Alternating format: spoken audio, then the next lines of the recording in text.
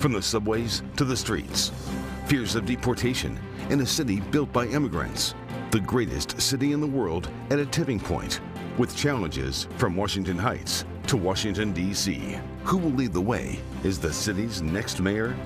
Live from Rockefeller Center, the first Democratic primary debate for New York City mayor with City Council Speaker Adrienne Adams, former State Assemblyman Michael Blake, former Governor Andrew Cuomo, City Comptroller Brad Lander, State Assemblyman Zohran Mamdani, State Senator Zellnor Myrie, State Senator Jessica Ramos, former Comptroller Scott Stringer, and former hedge fund manager Whitney Tilson. Sponsored by News for New York, Telemundo 47, Politico, the New York City Campaign Finance Board, and NYC Votes. Here now, News for New York anchor David Ushery. Good evening, everyone, from 30 Rock, and welcome to the first Democratic primary debate for New York City mayor. I'm joined by my colleague, News 4 Government Affairs reporter Melissa Russo, Sally Goldenberg, senior New York editor for Politico, and Telemundo 47 anchor Rosarena Breton. This is a 2-hour debate live on all NBC, New York, and Telemundo 47 streaming and digital platforms, Politico.com, Telexitos, and YouTube. This first hour also live on Channel 4. The leading Democratic contenders are here tonight. Their positions on stage were chosen by random drawing.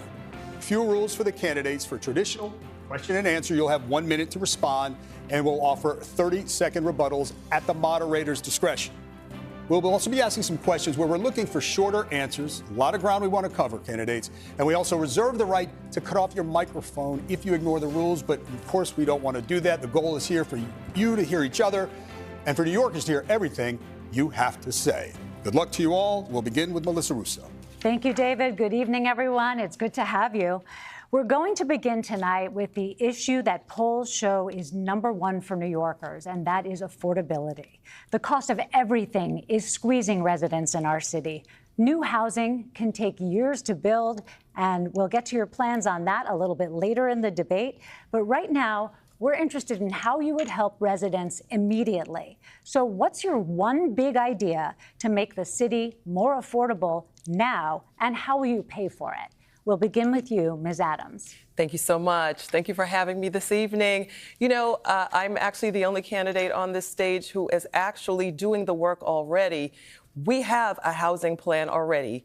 I have built and delivered 120,000 new units of housing.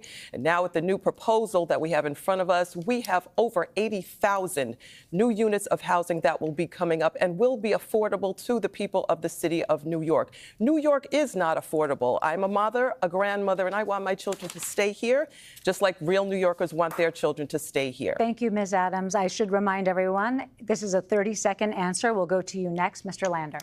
Thank you, Melissa. Good evening, everyone. I'm Brad Lander. I'm the New York City Comptroller. I'm a lifelong affordable housing activist, and I'm a proud Brooklyn dad. Tonight, I'll show you that I'm the only one in this race with the progressive values to make this city more affordable, with the public integrity to sweep away the corruption of Eric Adams and Andrew Cuomo, and with the proven management experience, having already delivered over 50,000 affordable homes to actually deliver on my promises. I'll get 500,000 homes built over the next 10 years. Okay, we're going to move on to Ms. Ramos. I want to remind everyone the question is, what is your one big idea to make the city more affordable now, and how will you pay for it? 30 seconds, Ms. Ramos. Thank you, Melissa. Good evening. Buenas noches to everyone watching at home. Thank you so much for holding this forum. Affordability has been top of mind for New Yorkers since before the pandemic, but the pandemic only exacerbated the conditions for New Yorkers. This is why I set out as chair of the Labor Committee in the New York State Senate to raise the minimum wage, to tie it to inflation, and I'm proud to be the last person to have done that. I'm the only person on this stage tonight who has already had a desk at the mayor's office, and this is why I know that the first thing I want to do on day one is enact a mental health emergency so that we can keep our streets safe. Okay, Ms. Ramos. Mr. Myrie, your big idea, I haven't heard many big ideas yet, so if you can answer the question, please, in 30 seconds. Your big idea to make the city more affordable now, and how will you pay for it? Thank you, Melissa. I don't have one big idea. I have three. I want to deliver 1 million homes over the next 10 years. I want universal after school for every kid in this city from age 3 to grade 12. And I want to extend pre-K and 3K past 2:30 p.m. to 6 p.m. My parents came here 50 years ago, worked in factories to put food on the table, where union members sent me to public schools, and that's how I became a state senator and why I'm standing on this stage tonight. That same opportunity needs to be restored for so many New Yorkers, and that is why new leadership is needed, not the leaders of the past that caused the problem. Thank you, Mr. Myrie. Mr. Cuomo. Thank you. Thank you very much. And thank WNBC and Telemundo for hosting today in Buenos noches. I'm running for mayor because I think the city is in real trouble.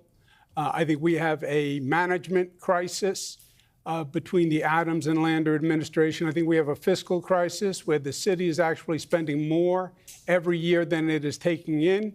And I think we have a societal crisis where we have division and hate. On affordability, raise the minimum wage, put more money in people's pocket, more child care, after-school care, and then, of course, build affordable housing. I was the HUD secretary. I know how to do it. Thank you. I'm turning it over to Rosarina. Thank you, Melissa. Bienvenidos a todos. Thank you so much for being here tonight. We're going to ask the same question again, but please listen carefully. You have 30 seconds to answer. What is your one big idea to make the city more affordable now, and how will you pay for it? Again, 30 seconds, Mr. Tilson. Yeah, thank you for having me. Now it may take a couple of years, but I think we need to address the housing crisis. Most of the people on this stage have called to freeze the rent, but I want to go one better. I think we need to drop rents by 20% by unleashing the private sector to build a lot more housing. This isn't pie in the sky. New York did this 100 years ago. Austin has done it just in the past 3 years. So the key is, though, is to ease the zoning restrictions and all the other regulations that are tying Thank you, Mr. private Tilson. sector. Thank you very much, Mr. Mamdani. Good evening. Thank you so much for having me. We are live here in the most expensive city in the United States of America. 1 in 4 New Yorkers are living in poverty. And I am running to be your next mayor to make this city affordable. I will do so by freezing the rent for more than 2 million rent-stabilized tenants, by making the slowest buses in the country fast and free, and by delivering universal childcare. And I will pay for this by taxing the 1%, the billionaires and the profitable corporations that Mr. Cuomo cares more about than working-class New Yorkers. I will ask them to pay their fair share so we can have a city that everyone can afford. Thank you so much for that, Mr. Blake. Can I jump in for one moment? Mr. Mamdani, how will you convince Albany to pass that tax increase? Because from what we've heard from Governor Hochul, it's not really something that she's thinking about doing. How can you guarantee that will happen? So I have experience in this, actually, because in my first year in the state legislature, I came to Albany, where we had a governor then who didn't want to raise taxes on billionaires and corporations. That was then Governor Cuomo.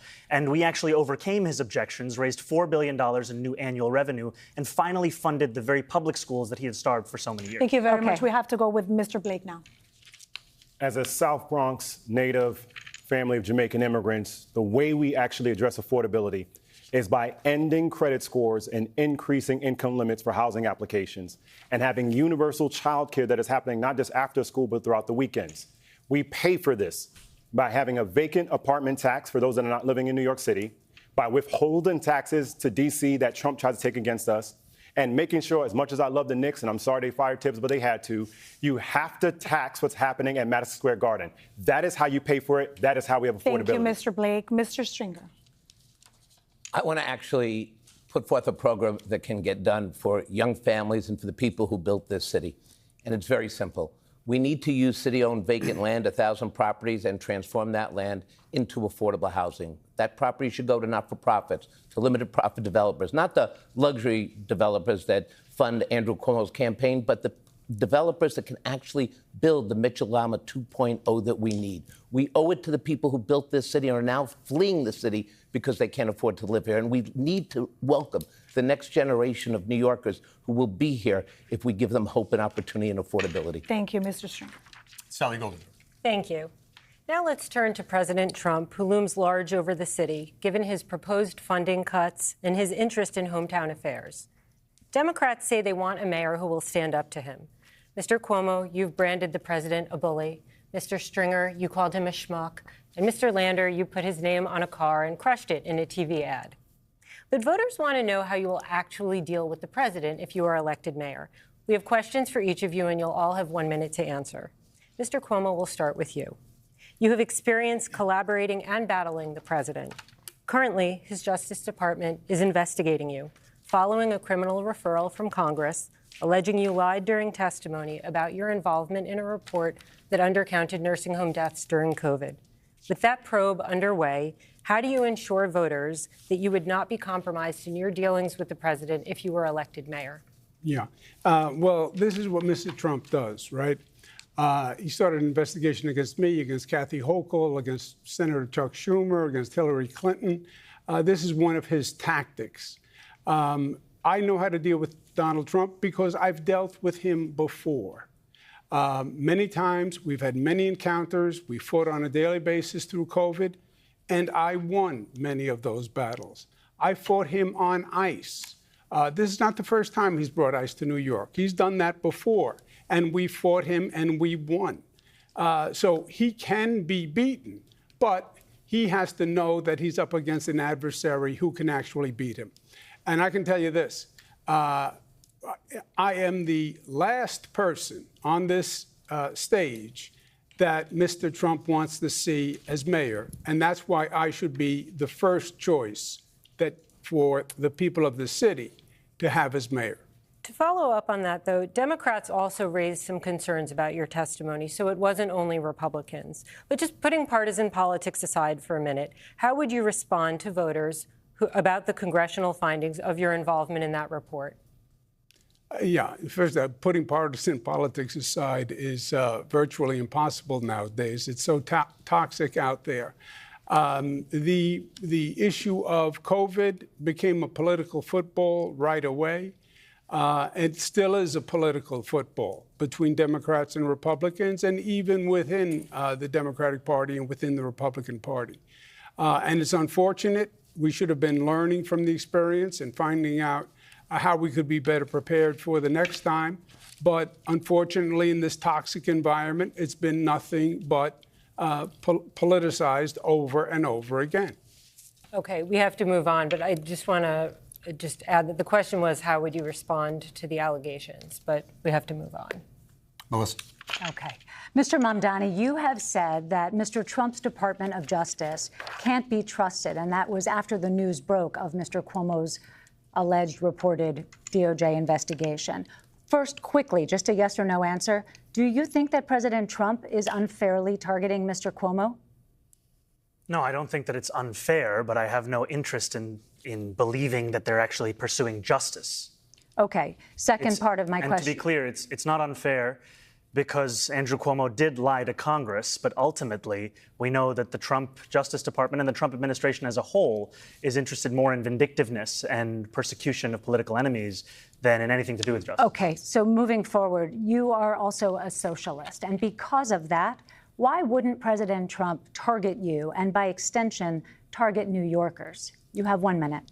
President Trump will target whomever is the next mayor of the city. President Trump even targeted his, in many ways, accomplice, Mayor Eric Adams, who has collaborated with the Trump administration at almost every opportunity. And still, in the midst of that collaboration, we saw that New Yorkers are being taken off the streets in their apartment building lobbies. We have $80 million being taken out of our city bank account. So I don't think there's any question that there's any mayor here that will be free from being attacked by Donald Trump. What's more important, however, is that we have a mayor who will actually fight back.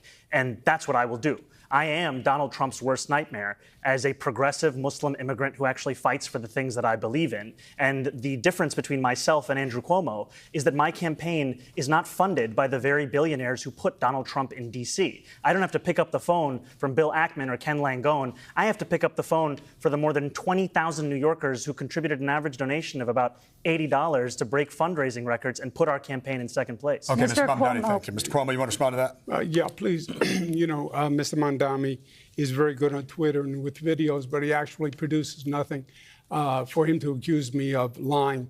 He also called President Obama a liar and said President Obama was evil. So take everything with a grain of salt. Donald Trump would go through Mr. Mamdani like a hot knife through butter.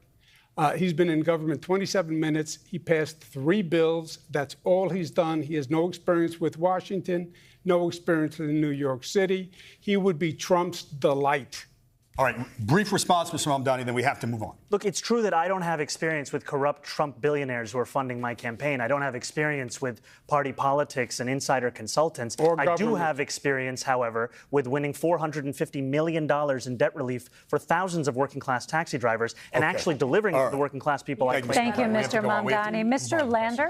Mr. Lander, you've presented yourself as a tough-talking Trump resistor, but as mayor, you're expected to deliver, including aid for the city. So how can you do that if you're always at war with the president? You have 1 minute. Look, when Donald Trump and Elon Musk stole that $80 million from New York City's bank account, I uncovered it, I rang the alarm bell, and I forced the mayor into court to get it back. You stand up and fight. You go into court when you are in the right. 1 week after he was elected, I became the first financial officer anywhere in the country to lay out where all that federal money comes into our budget with a really concrete plans for how we put money in reserve so we'll be able to respond.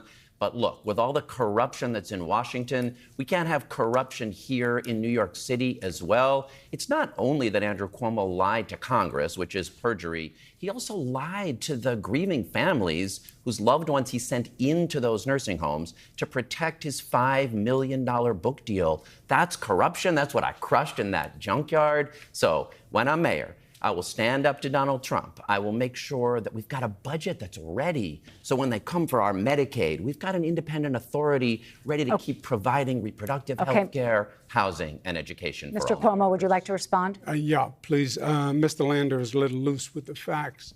If he wants to talk about the facts on nursing homes, we'll talk about the facts. He's just parroting Trump's allegations. I said it long before he did. Which were actually disproven by the federal government now. Which ones are you talking about specifically?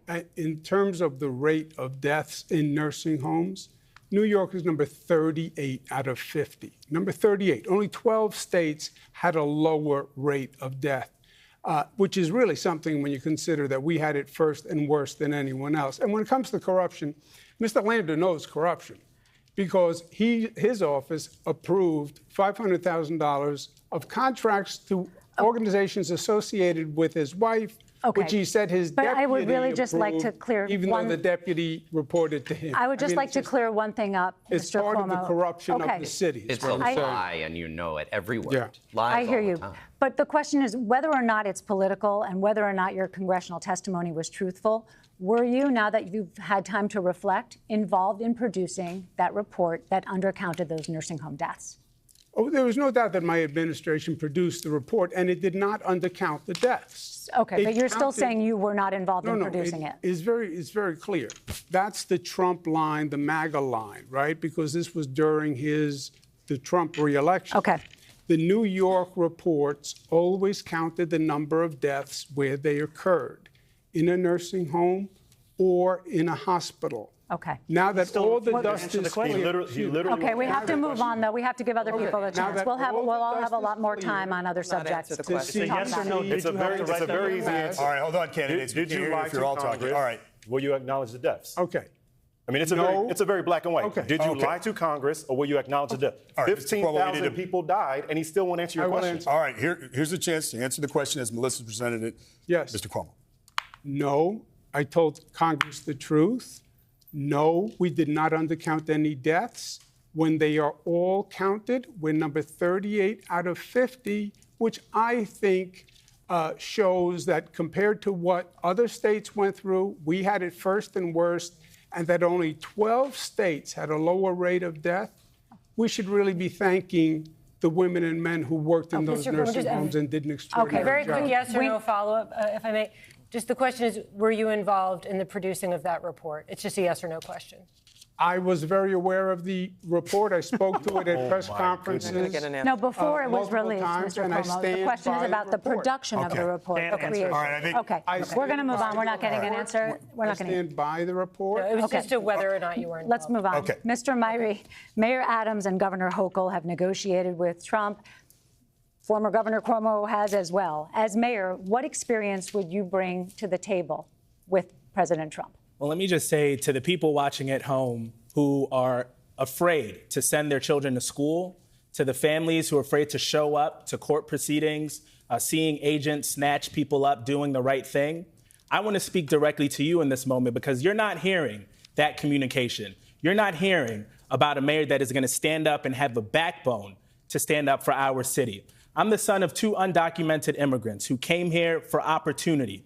My parents could take me to school. They could take me to the hospital without fear of deportation because they knew the city would have their back.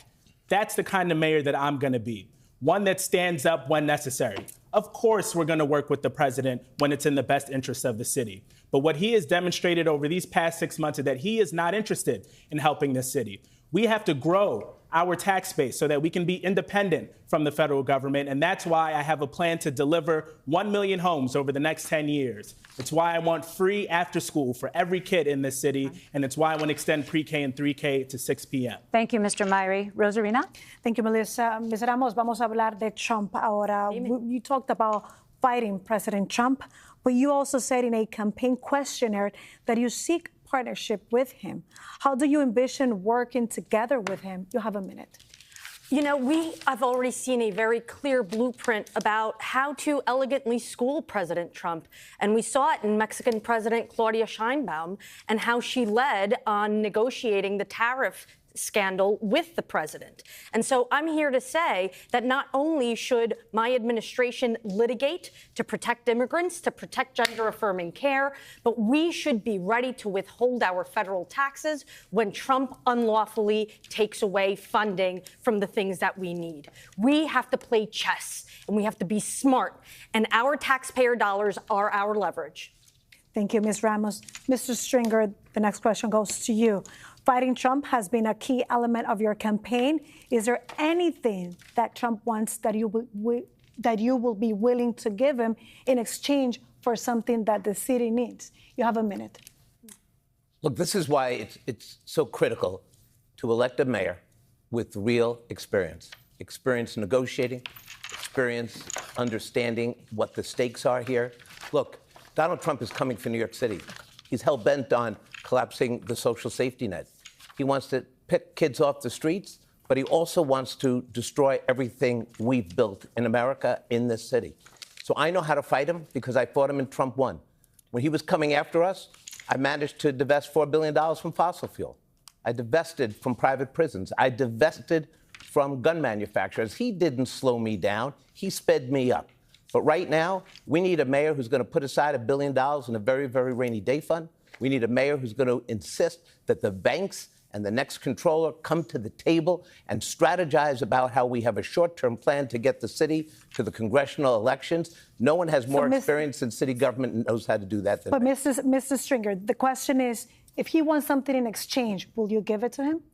I'm not quid pro quoing with Trump. What I'm going to do, and this is my strategy, is I'm going to organize the same thing that happened during the days when Ford said to New York, drop dead. We're going to go to the business community. I'm going to go to our congressional leadership, Schumer and Jeffries. I'm going to organize this city and the city government to wage a fight in Washington to protect the epicenter of the national economy, which is New York City. Thank you very much. We're going to move on to Mr. Tilson now. And the question goes to you, saying you've been blasting Mr. Trump since 2016 when you reported, call him El Diablo in Spanish, the devil, as mayor. How can you make a deal with him? We're talking about pact with the devil. Look, I think I've been fighting Trump and Trumpism since long before then, since he came down that escalator 10 years ago this month. And but I do think we Democrats have to stop giving Trump gifts, like when we let ourselves be defined by our far left, by socialists with their defund the police nonsense and open borders, et cetera. One area that I do agree with Trump is that when a socialist like Zohran here tweets that the NYPD is, quote, wicked and calls to defund and dismantle the NYPD, that is madness, that is costing us elections. And it's why Trump has doubled his share of the New York City vote in the last 3 elections from 17% to 30%. We've got to move away from the far left and the socialism that's sinking our party and our city. Brief response, Mr. Mamdani. I want to be very clear that police have a critical role to play in creating public safety. And when I speak to those very officers on the beat, in the rank and file, I hear from them a frustration that where they joined the force to tackle serious crimes, we are instead now asking them to play the roles of mental health professionals and social workers. And that is why we are putting forward a plan to create a Department of Community Safety that will tackle gun violence, homelessness, the mental health crisis. All right, Mr. Mamdani, we might get to some of those issues. I just wanted a brief response to It's critically important, and I think it's important in a moment when we have a candidate to my right who is absolutely mischaracterizing anything that we've put forward in this campaign. You can check his Twitter feed. He has not deleted the tweet that calls the NYPD wicked and to defund and dismantle the NYPD. It's still up. Thank you, Mr. Tilson. All right, thank you. Mr. Blake, those tweets. You often highlight your past roles in the Obama administration and in leadership of the National Democratic Party, which has since lost the White House and is struggling to regroup. How does that make you effective when it comes to negotiating with President Trump if you were mayor? You have 1 minute. Well, as the only person on the stage who's been a part of a team that has actually defeated Donald Trump, and as a black man who understands that Trump goes after black folk, just ask the Exonerated Five or Barack Obama, and like them, we will win. I have the experience to make sure we address what's happening in New York City. First and foremost, anytime Trump and Elon try to take our funds, we will withhold taxes and sending in D.C., specifically working with companies that have contracts in New York City and say, you will not abide by unconstitutional behavior. Second, we will ban ICE at our schools and our places of worship. We will designate them as safe havens because there is no reason at all that ICE is going after our immigrants, in particular families like mine from Jamaica.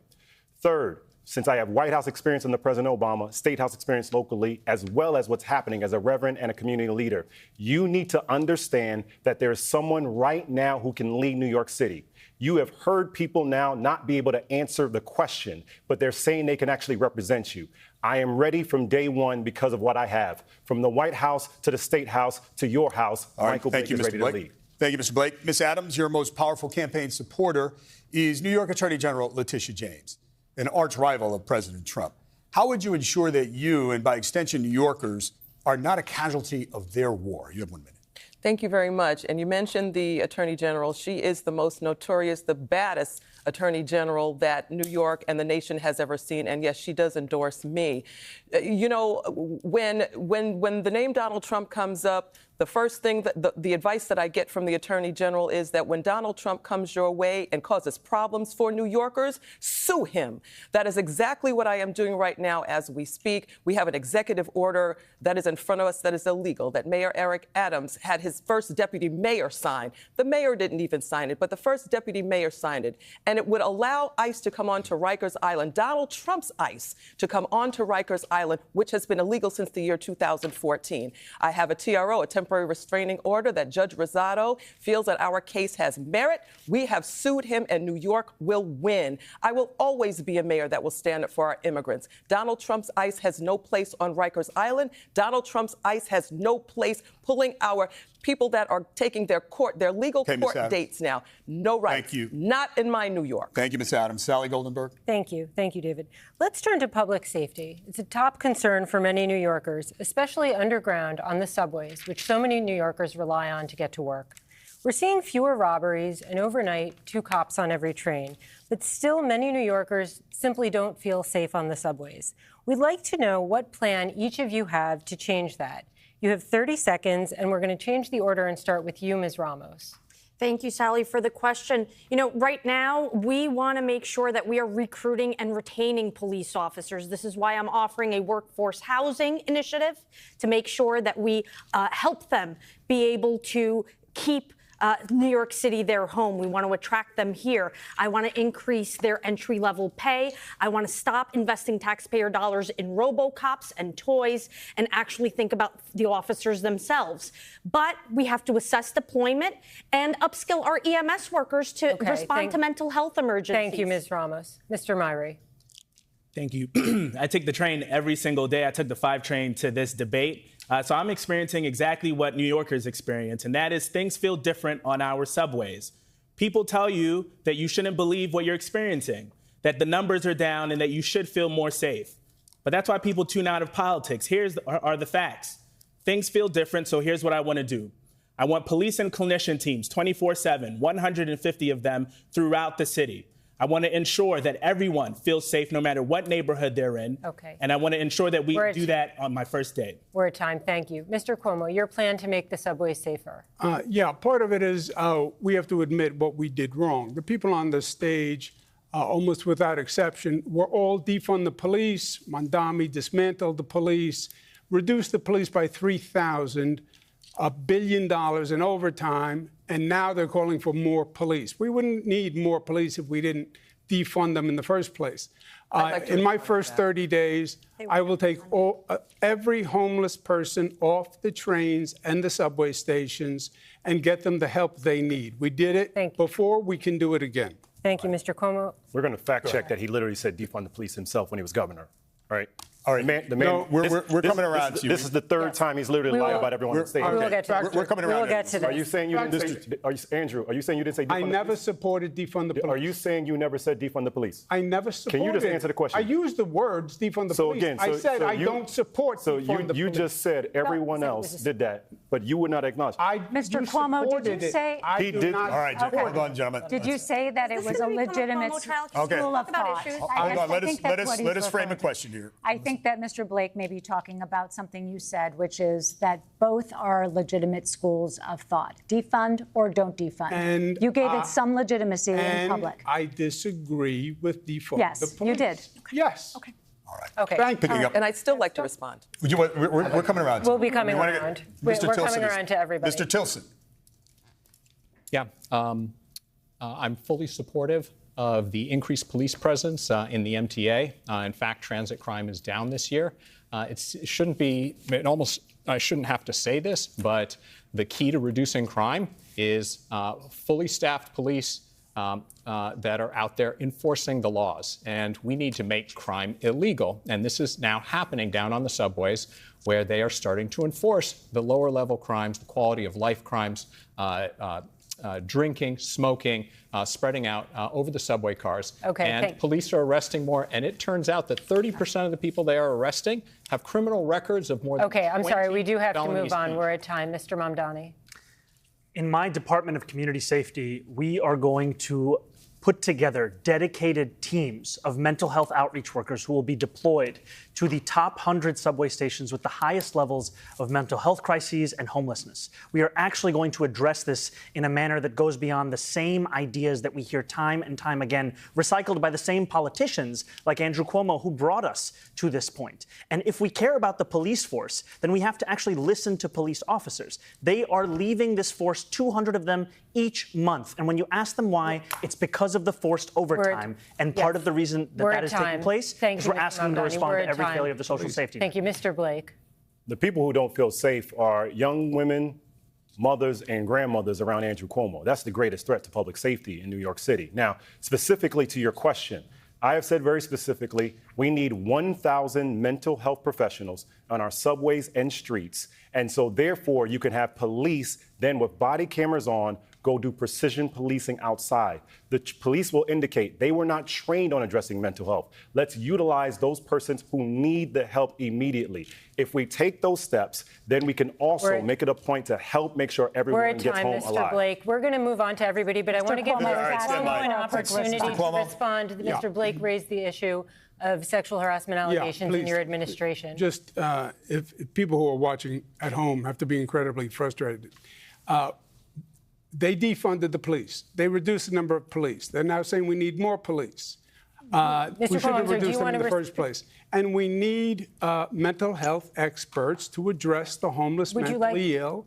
And we do that by getting them off the train so we can assess them and get them to mental health. Would you like to respond to Mr. Blake's comment about sexual harassment? Should listen right now that Andrew Cuomo would not respond when had a chance about sexual. Every woman watching tonight, he was just given a chance to actually address the clear claims that were stated and ignored it. Okay, we do have to move on because we have other candidates on stage and we want to hear about their subway safety plans. Mr. Stringer, can we please hear about your subway safety plan? I'm absolutely qualified to answer. Gentlemen, listen. We are moving on from this question. You had an opportunity to respond. Mr. Stringer, please tell us your subway safety plan. Kids, it's grown-up time, so just give me a second, okay? Let me straighten this out for you. Thank you, Scott. We appreciate that. No, you got it, man. So look, We're spending $1.3 billion in police overtime because we don't have enough police officers. We have the lowest police count in a generation, so we need to hire 3,000 more cops. But in order to get them, we have to go into our communities and get the wonderful, diverse citizens to come into a department, but we also have to make it worthy of doing it. That's something I'm going to do. But look, I will say this to you. The crisis that we have is twofold. It's not just about policing. It's about also helping the people who suffer from mental illness, and we have to align policing with the mental health initiative. Why Andrew Cuomo has the nerve to talk about defund when he signed the bail reform bill with loopholes that you didn't even read the bill? Mr. Stringer. That is something that really caused the crime problem in our city. We're at time, Mr. Stringer. Ms. Adams. Thank you so much. To address this claim that everybody's called for defund, I have never called for defunding the police, and I never will. In the 2021 budget of the City Council, we were in a season of COVID, and many agencies had to be reallocated. Their funding had to be reallocated. Many agencies, not just the New York Police Department, but many. The City Council, our funding was even reduced during that season of COVID. But my public safety agenda calls for police to be taken out of social work and mental health, for our police to be paid what they are worth. We have always supported a budget that reinforces our police department. Thank you, Ms. and Adams. we always will We're do at that. time. Mr. Lander, again, the question is about looking forward, your subway safety plan. Yeah, I've got a dear friend whose middle school daughter, who takes the train to school, was pushed to the ground by a homeless person with serious mental illness. This is a big deal for all of our families, which is why I have a ready on day one, detailed, clear plan to end street homelessness for people with serious mental illness. We don't have to be a city where a couple thousand of our mentally ill neighbors cycle from subway to street to hospital to jail and back again. It's a plan called Housing First. It will work. I do have to go back, though, because in the prior round, the former governor told a lie sourced from Twitter about my wife. And when I go home tonight, I better be able to make clear it's 100% false, and he knows it. Thank you, Mr. Mario Lander. Cuomo previously campaigned in public. Thank you. Thank you, Mr. Lander. We're going to move on. Melissa has another set of questions about public safety. Okay. Please don't talk. Please don't talk. We're going to try to get as much in as we can. If you won't lie about my wife, I'll be good the rest of the time. Thank you. Okay, we are all familiar with what it's like to try to buy toothpaste or beauty products at the local drugstore and having to wait for it to be unlocked. Shoplifting is a sad fact of life in this city right now, and many in law enforcement blame bail reform, since most shoplifters can no longer be held in jail. So they get arrested, they most often receive a ticket to appear in court, and they're usually released to steal again. That's how law enforcement describes it again and again. So we have a few specific questions, and you're going to have 30 seconds to answer. Mr. Cuomo, we will start with you because you signed the bail reform legislation. Governor Hochul has made some changes since you did that. Do you think bail reform is working, and how would you stop shoplifting and other low-level repeat crimes? You have 30 seconds. Yes. Just to go back, if Mr. Lander says his office didn't approve 500,000 contracts, that his deputy approved affiliated with his wife's organization. Every word a lie. The deputy reports to him. Every word a lie, and he knows. Well, then it's easy enough to check. Mr. Cuomo, you're using your time, just so you know. You're going to have 30 seconds. Yeah. On bail reform, we all talk about how terrible Rikers Island is, and it is. It's a disgrace that it is still being operated by this city. Your time is up, Mr. Cuomo. I'm sorry. Per person, and time is up. I'm sorry. I am. Mr. Myrie, you voted for bail reform as well. How would you stop shoplifters if you were the mayor and other low-level crimes that are taking a toll on our city? Anyone that breaks the law needs to be held accountable, and we made changes to our criminal justice laws because things needed to change. And here's how I know. I was robbed with my mom in an elevator in the building that I grew up in when I was very young. Her worldview is informed by that experience. We have to ensure that every New Yorker feels safe in every neighborhood, wherever they are. And that is what I'm going to do as mayor. I'm going to return our police headcount to what it was in 2018. And I'm going to ensure that all New Yorkers feel safe wherever they are. Time. Thank you. Rosarina. Yeah, Ms. Ramos, the same questions to you. You voted for bail reform. How would you stop shoplifters and other low-level crime to take a toll in the city? Well, we have a little more than 1,000 recidivists in the city of New York, and I've been hard at work in the Senate already, making sure that we're looking at treatment courts in cases of kleptomania. But clearly, there are organized rings that need to be taken down by the NYPD. So I'm here to say that there's accountability to be had, but we also have to make sure that there is a balance with the job opportunities that should open up if we address all of the crises that we are facing. But let's remember that you voted for the bill of reform. Yes. Thank you. Mr. Mamdani, you opposed to rollbacks to bail reform, and you do not want to hire more cops above the current authorized level. How would you stop shoplifters and these repeat offenders? What's your approach? I want to sustain the headcount that we have in the police department. And I want to listen to police officers who are leaving in droves from the department because they're being asked to do the work of mental health professionals and social workers. Right now, police officers pick up hundreds of phone calls a day that are mental health crises, hundreds of thousands a year. That's not the work that they signed up to do. And when it comes to shoplifting and retail theft, the key here is to listen to workers themselves. They have spoken time and time again about the need for increased staffing in our Walgreens and our Duane Reades. And when it comes to organized crime, you very much. We have to ensure the police actually hold them accountable. Thank you, Mr. Mamdani. Mr. Blake, do you see a need for change to the bail reform, and how would you end the retail theft as mayor? Absolutely. So I proudly supported it when I was in the assembly because Khalif Browder was my constituent. When we talked about raise the age and bail reform and speedy trial, we had to do that. But we need to make it different and stronger now. And to your question, that means we have to hold repeat offenders more accountable, be much more attentive to that degree. But the broader dynamic, if we help New Yorkers make and keep more money in their pocket in the first place, then we wouldn't have people speaking about shoplifting. That's why we need to have local median income. That's why we have to have guaranteed income. That's why we have to help people on the front end so we're not talking about them being arrested on the back end. Thank you so much, Mr. Blake. Sally. Thank you. Mr. Stringer, we're going to go to you with the same question. Do you see a need for any further changes to the state's bail laws, and how would you tackle retail theft as mayor? Well, look, I've seen retail theft in my own neighborhood, walking into a Duane Reade with my kids and just seeing the shelves empty and then having to push a button, wait 10 minutes for a young staffer whose job is not to be my personal shopper. This is wrong. And that's why we need to put cops on the beat, working with the small businesses to root out the people who are constantly coming back to do this. But we also have to make sure that the people who are doing the stealing also have opportunities to get them the housing and the services that they need. See, we have to walk and chew gum at the same time when it comes to criminal justice. I just want, since you used your time, just a yes or no question. Do you see a need for further changes to the state's bail laws? Just yes or no? Look, I think right now it's been changed a couple of times. Okay. When let me just say, when Cuomo signed it, he didn't do the work of a mayor and governor. The mayor and the governor are supposed to go through legislation and find the loopholes, and he didn't do that, and that's too bad. We're moving on to Ms. Adams. Ms. Adams, same question to you. Do you see any need for changes to the state's bail laws, and how do you plan to tackle retail theft as mayor? Well, the state just made some adjustments and some tweaks, so let's see how that goes. We need to take a look at the ringleaders at the higher levels of the folks that are carrying and actually doing the stealing.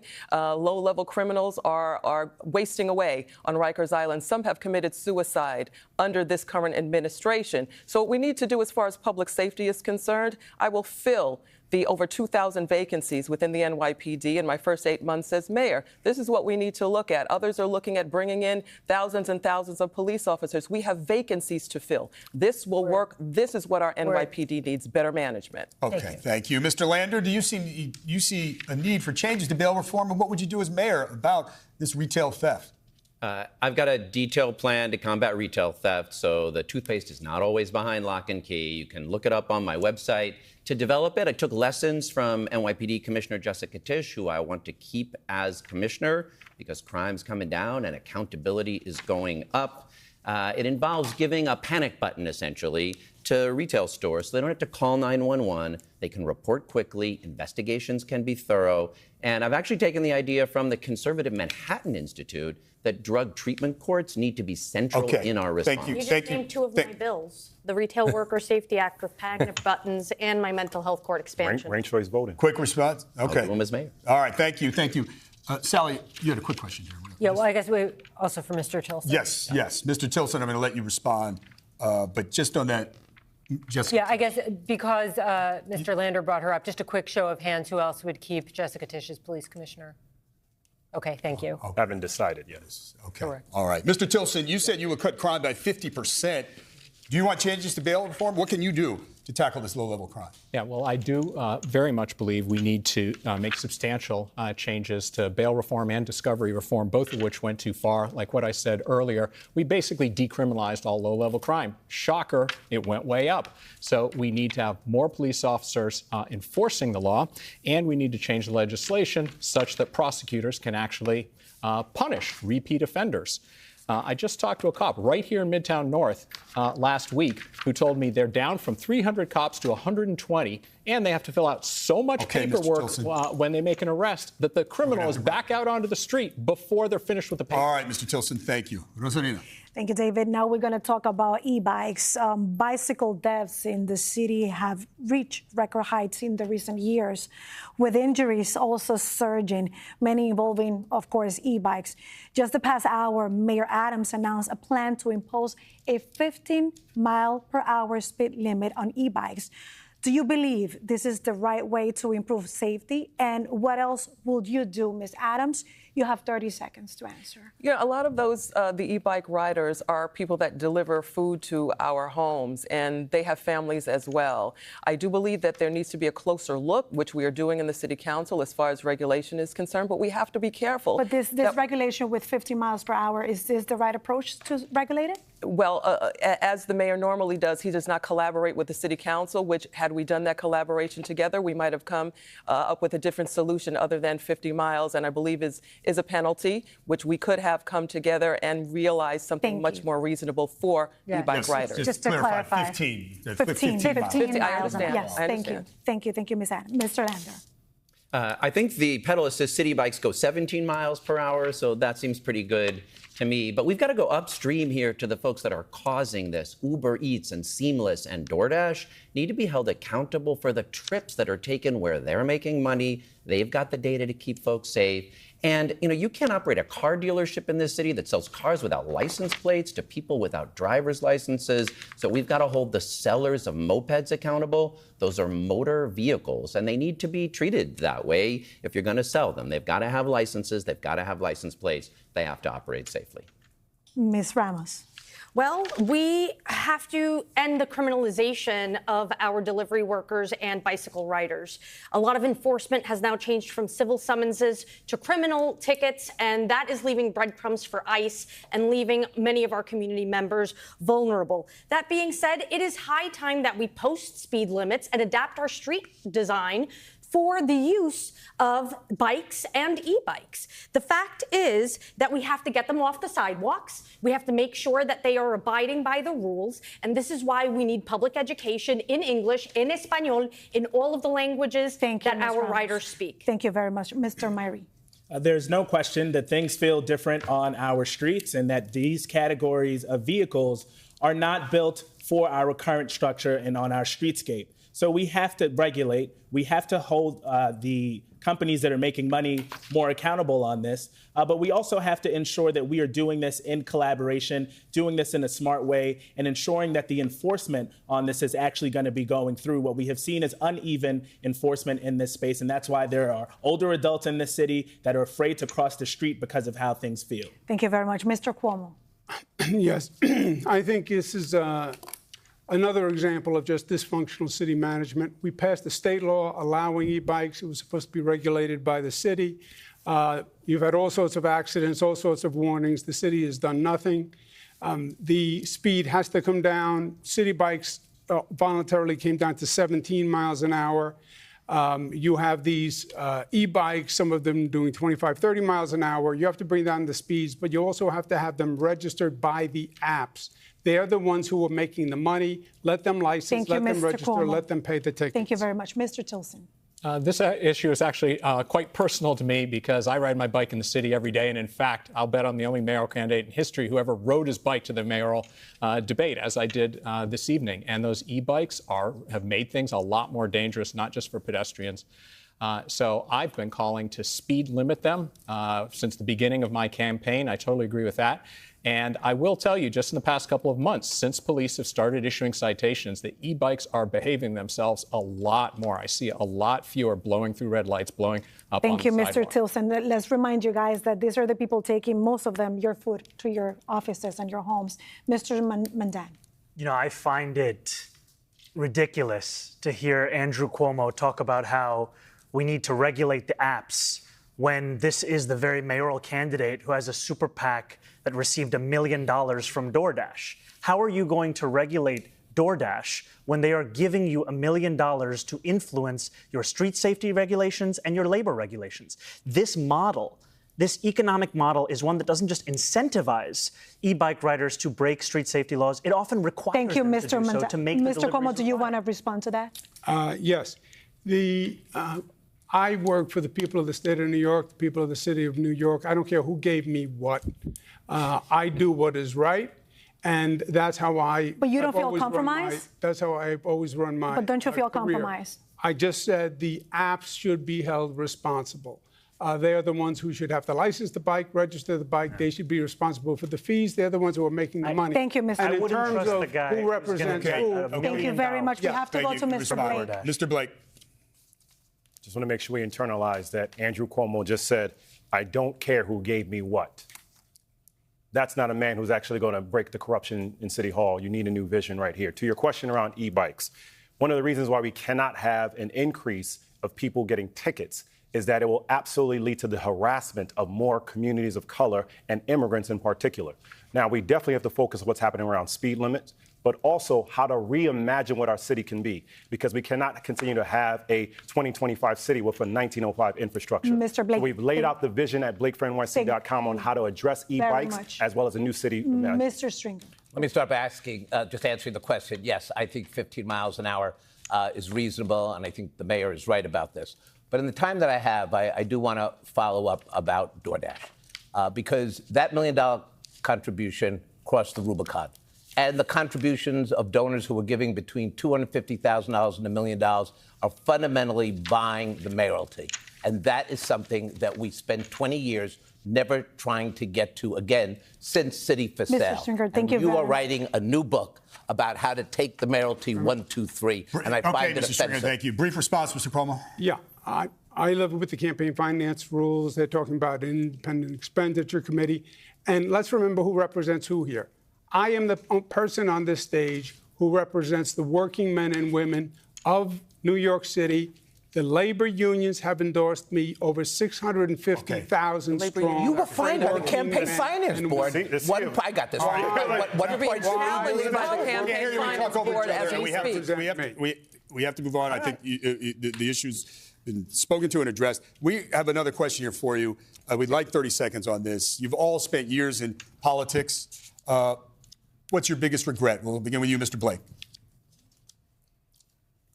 Well, right now it's dealing with the Campaign Finance Board, who is illegally not having me on the second stage, where they have now admitted in writing 4 times that they made incorrect determinations of my matching funds. And if you go to our website, you're going to see we challenge that. Is that a regret of something? Your regret in this? Or? Well, my regret is that I've been trying to have patience with the Campaign Finance Board. Okay, Mr. Blake, thank you. Mr. Mamdani, biggest regret in your years in politics? You know, as a Democrat, one of my regrets is having trusted the leaders within our own party, leaders like Andrew Cuomo, because what we've seen is that kind of leadership has delivered us to this point where we are under attack by an affordability crisis on the inside and a Trump administration on the outside. And Democrats are tired of being told by leaders from the past that we should continue to simply wait our turn. We should continue to simply trust when we know that's the very leadership that got us to this point. We need to turn the page for new leadership to take us out. Mr. Tilson? Yeah, my biggest regret is that I didn't see Joe Biden's decline and call for him to resign earlier. It wasn't until after the debate that I became one of the loudest voices publicly, nationally, calling on him to step aside. But unfortunately, by then it was too late, and we handed Donald Trump the presidency. Mr. Cuomo, your regrets in all the years you've spent in politics? That the Democratic Party got to a point that we allowed Mr. Trump to be elected, that we've gotten to a point where rhetoric has no connection with reality, where a person who has served in government for several years, only passed 3 bills, believes they have the experience and credentials to run the greatest city on the earth.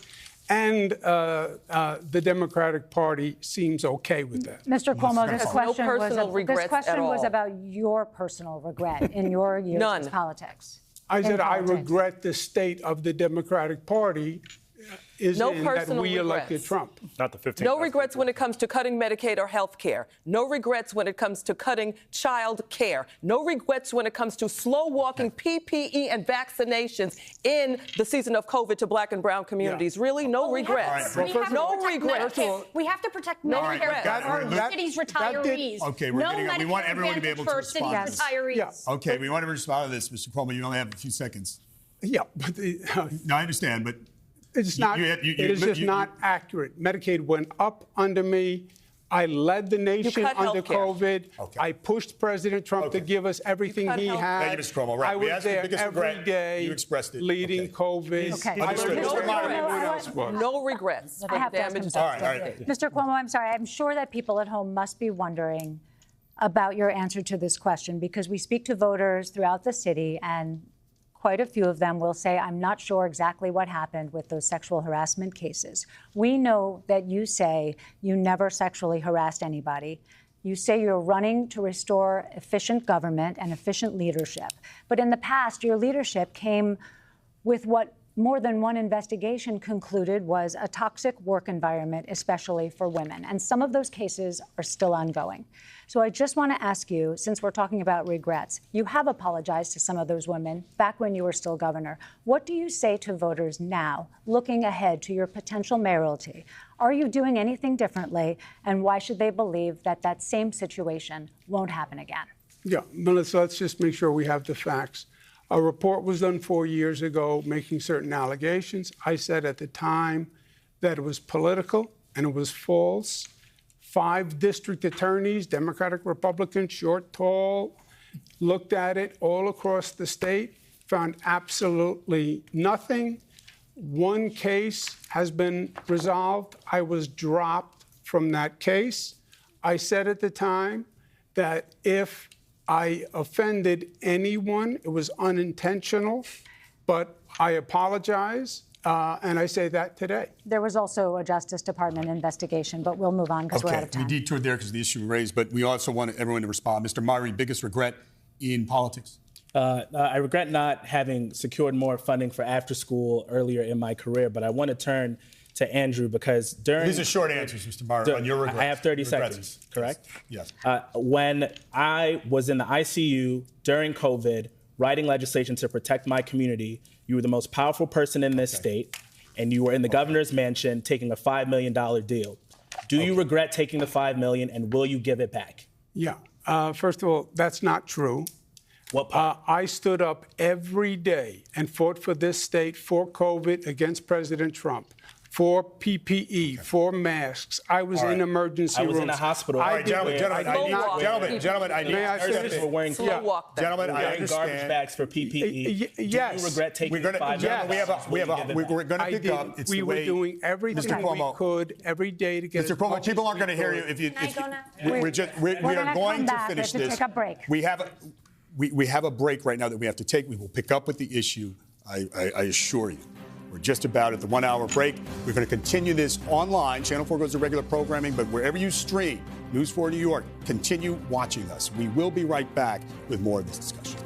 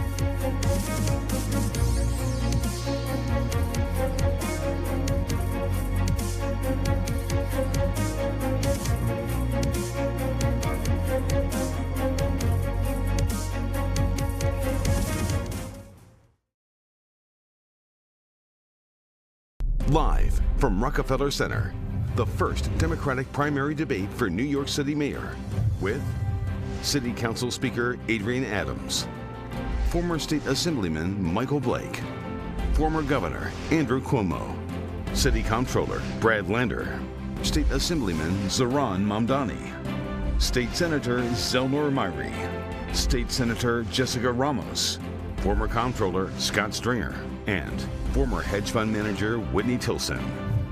Sponsored by News for New York, Telemundo 47, Politico, the New York City Campaign Finance Board, and NYC Votes. Here now, News for New York anchor David Ushery. Welcome back to the second hour of the first Democratic primary debate for New York City mayor. Once again, I'm joined by my colleague News 4 Government Affairs reporter Melissa Russo, also Sally Goldenberg, who's senior New York editor for Politico, and Telemundo 47 anchor Rosarina Breton. We are streaming live on NBC New York and Telemundo 47 digital platforms, Politico.com, Telexitos, and we're also live on YouTube. So, candidates, with all of us on stage, so many, we wanted to give a chance for voters to hear as much as they can, but we also have to try and get all the production things done, too. We are going to pick up with Mr. Cuomo, given a chance to respond to what Mr. Myrie said, and then we resume with Ms. Ramos and Mr. Lander and Ms. Adams to talk about their biggest regret in politics. So, Mr. Cuomo, just a brief answer here. Briefly, we led the way under COVID. Every day I got on that TV, I informed New Yorkers of exactly what was going on and all the facts, and I was fighting President Trump for the COVID, for the PPE.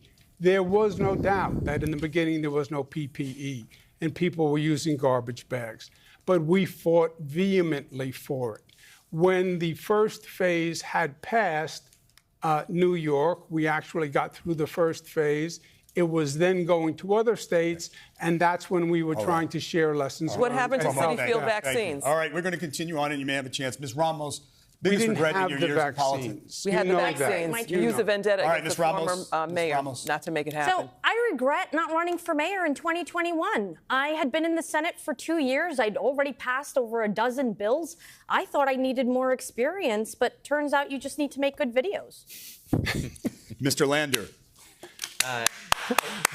I was the champion for the Gowanus rezoning, which is producing 8,000 homes in my district. But I'll be honest, I wish I had pushed for even more housing in my district when I was a city council member, because we need it. But let's be clear, sexually harassed 13 women, marked up that state health department report to undercount nursing home deaths, has now forced taxpayers to spend $60 million on his legal bills, has learned absolutely nothing, taken no responsibility. Okay, Mr. Lander, thank you. David, he does not deserve your trust. You can't let him say that. Briefly, please. Yeah. The report was done, 5 DAs, nothing has come of it. In terms of the paying legal fees, yes, the state pays legal fees. The state was sued, Kathy Hochul was sued, and I was sued. And the comptroller knows that because he was sued 15 times and the city paid the bill. He was sued by parents of the disabled. He was sued by homeless providers who said he was he didn't do anything about the safety conditions. He was sued by people who said he mismanaged the pension thank you, Mr. Cuomo. Thank you, Mr. Cuomo. Mr. Lander, you have 15 seconds to respond. It's just every one of those things is false. The thing about my wife was sourced from Twitter. Honestly, I have no idea where he got this one. He's lied to you so many times on this stage tonight, takes no responsibility. All right, we're going to move on. Ms. Adams, if you could speak to your biggest regret. Thank you. Ms. Adams, your biggest regret in your years in politics? Well, obviously, my biggest regret is believing that Eric Adams would be a good mayor for all New Yorkers.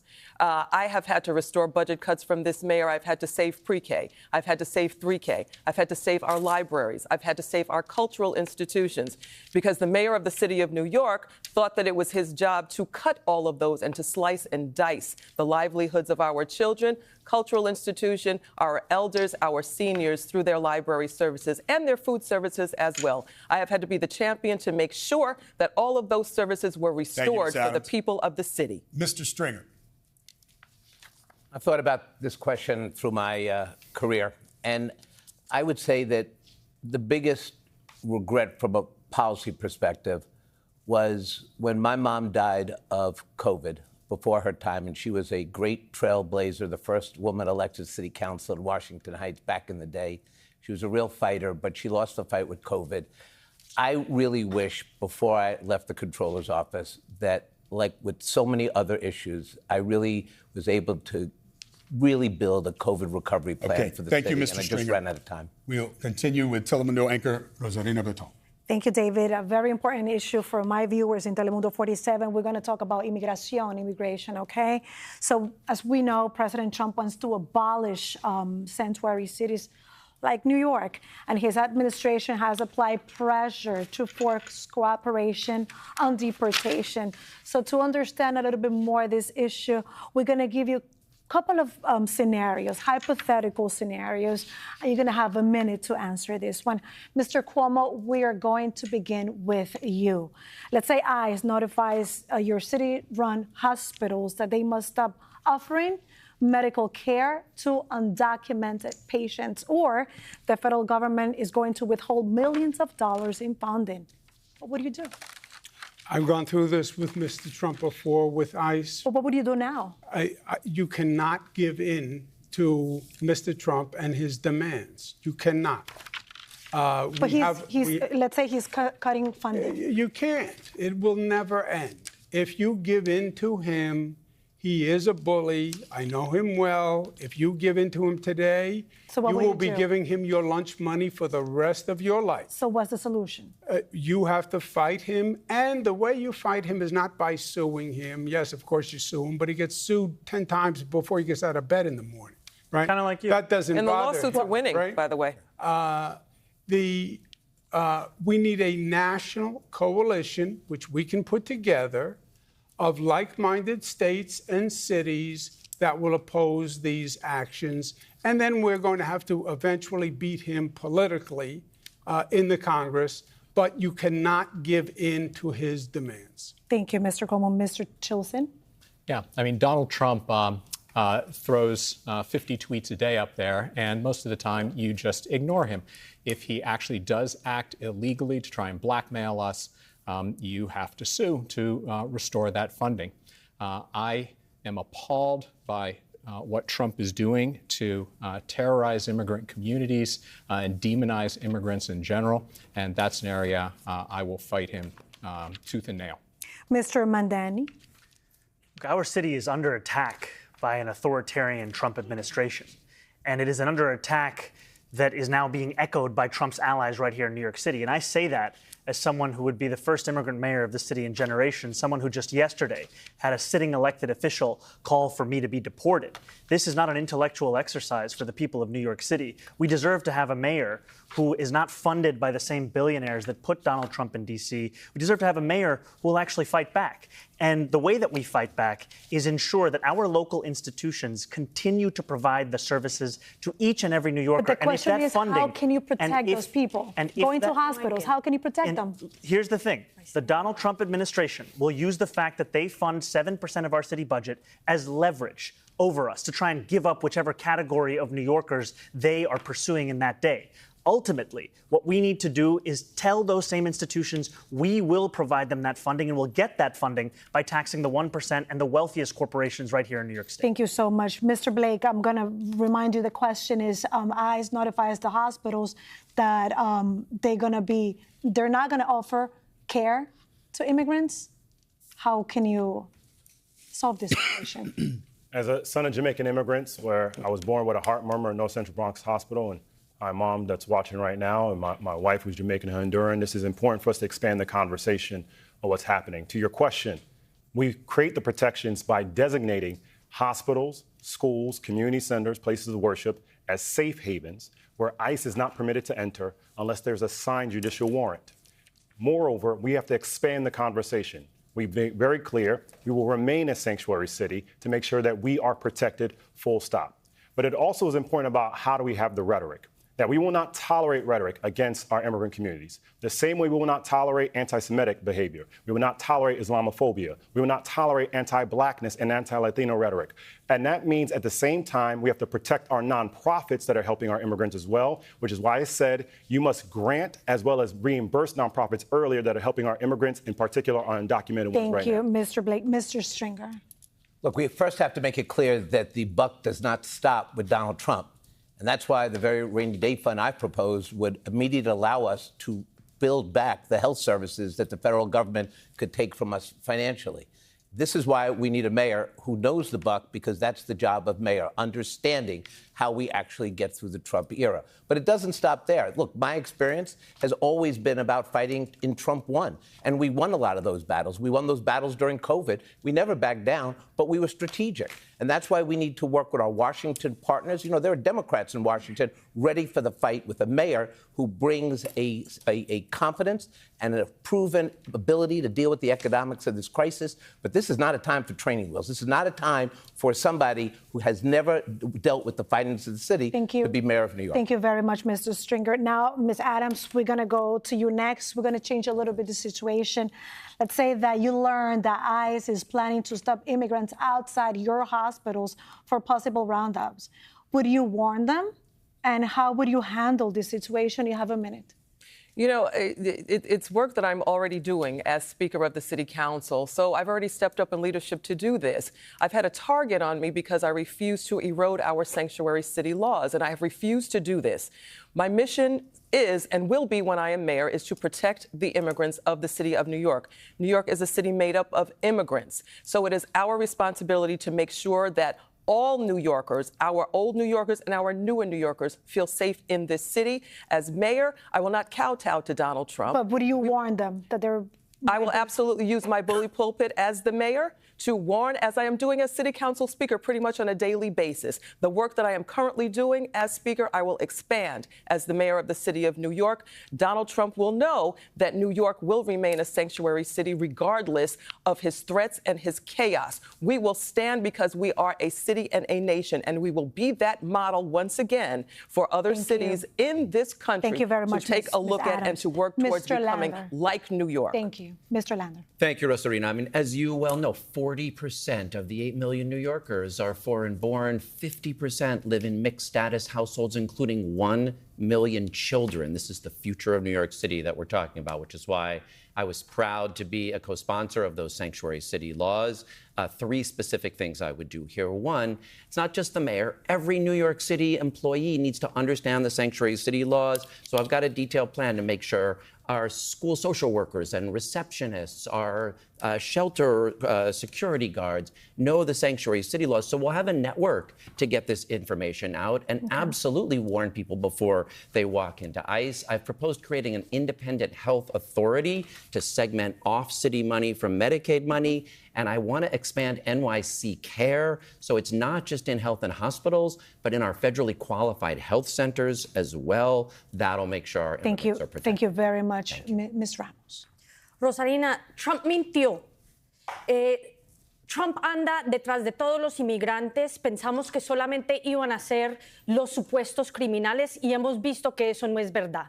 We have to keep ICE out of our hospitals, out of our schools, out of our houses of worship, out of any public institution, and really limit cooperation of ICE with the NYPD only when it comes to the 90-plus charges under the current sanctuary city law. Those are very serious charges. I want to make sure that in a town with so many lawyers, our immigrants have lawyers and our immigrants do what they came here to do, work.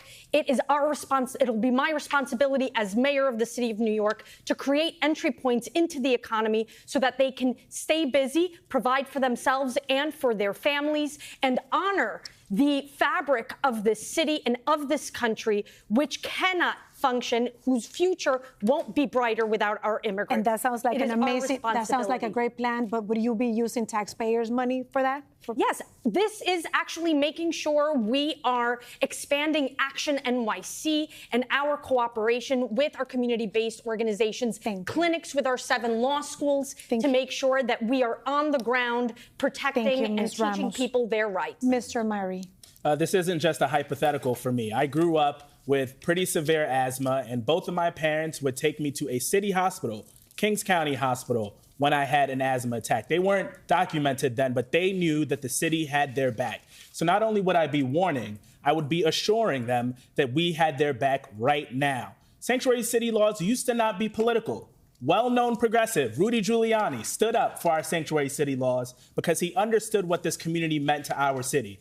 I plan on doing the same. This isn't a time for us to give half measures to say, well, maybe under this circumstance and maybe under that circumstance. We have to stand up. They are snatching people out of our schools. They're snatching people out of our courthouses. We cannot stand for that in this moment. I have a frontline agenda. I want to hire 50 more lawyers to the law department. I want to go on the offensive. I want to utilize the 10th Amendment to ensure that we are not carrying out the federal government's immigration policies. We have to stand up in this moment. That's what I'll be as the next Thank you, Mr. Myrie. Sally? Thank you. Let's move on to another very important topic, public schools. The city spends more of its tax dollars on public schools than anything else. But after shelling out some $40,000 a year per student, only about half of New York City kids can read or do math at grade level. Only half. Bottom line here, what do you see as the top reason for that dismal return on this $41 billion a year investment, and how would you turn it around as mayor? You'll all have 30 seconds to answer. Mr. Blake, we'll begin with you. We have to address literacy and have a better pedagogy on the front end so that our teachers and our educators and families are able to make sure that we address this critical issue. It's the reason why I led the My Brother's Keeper program. But it also means that we have to be clear to be against any anti-blackness that is happening in our schools. And something that many people may not realize, in 2008, Andrew Cuomo said that no candidate should shuck or jive in an election. Clearly, Barack Obama was there. So when we talk about education, it's not just about making sure that we're understanding how more kids can read, but making sure we address the anti-blackness happening in schools. We're at time, Mr. Blake, and before we move to Mr. Mamdani, Mr. Cuomo, would you like to respond to that? It's ridiculous. So no. What about it is ridiculous? Is it inaccurate that you said in 2008? I never insulted President Obama. Is this Mr. Is the quote Mamdani incorrect? who said he is a liar. Is the quote incorrect? And evil. This is I never insulted. Okay, not hearing an answer to this is very clear. In 2008, I never. In 2008. We do have to move on because many people do want to hear about public education, so we're going to move on to Mr. Mamdani to discuss. Okay, you can have 45 seconds to answer, to respond to him, and please address the question about public schools. Yes, absolutely.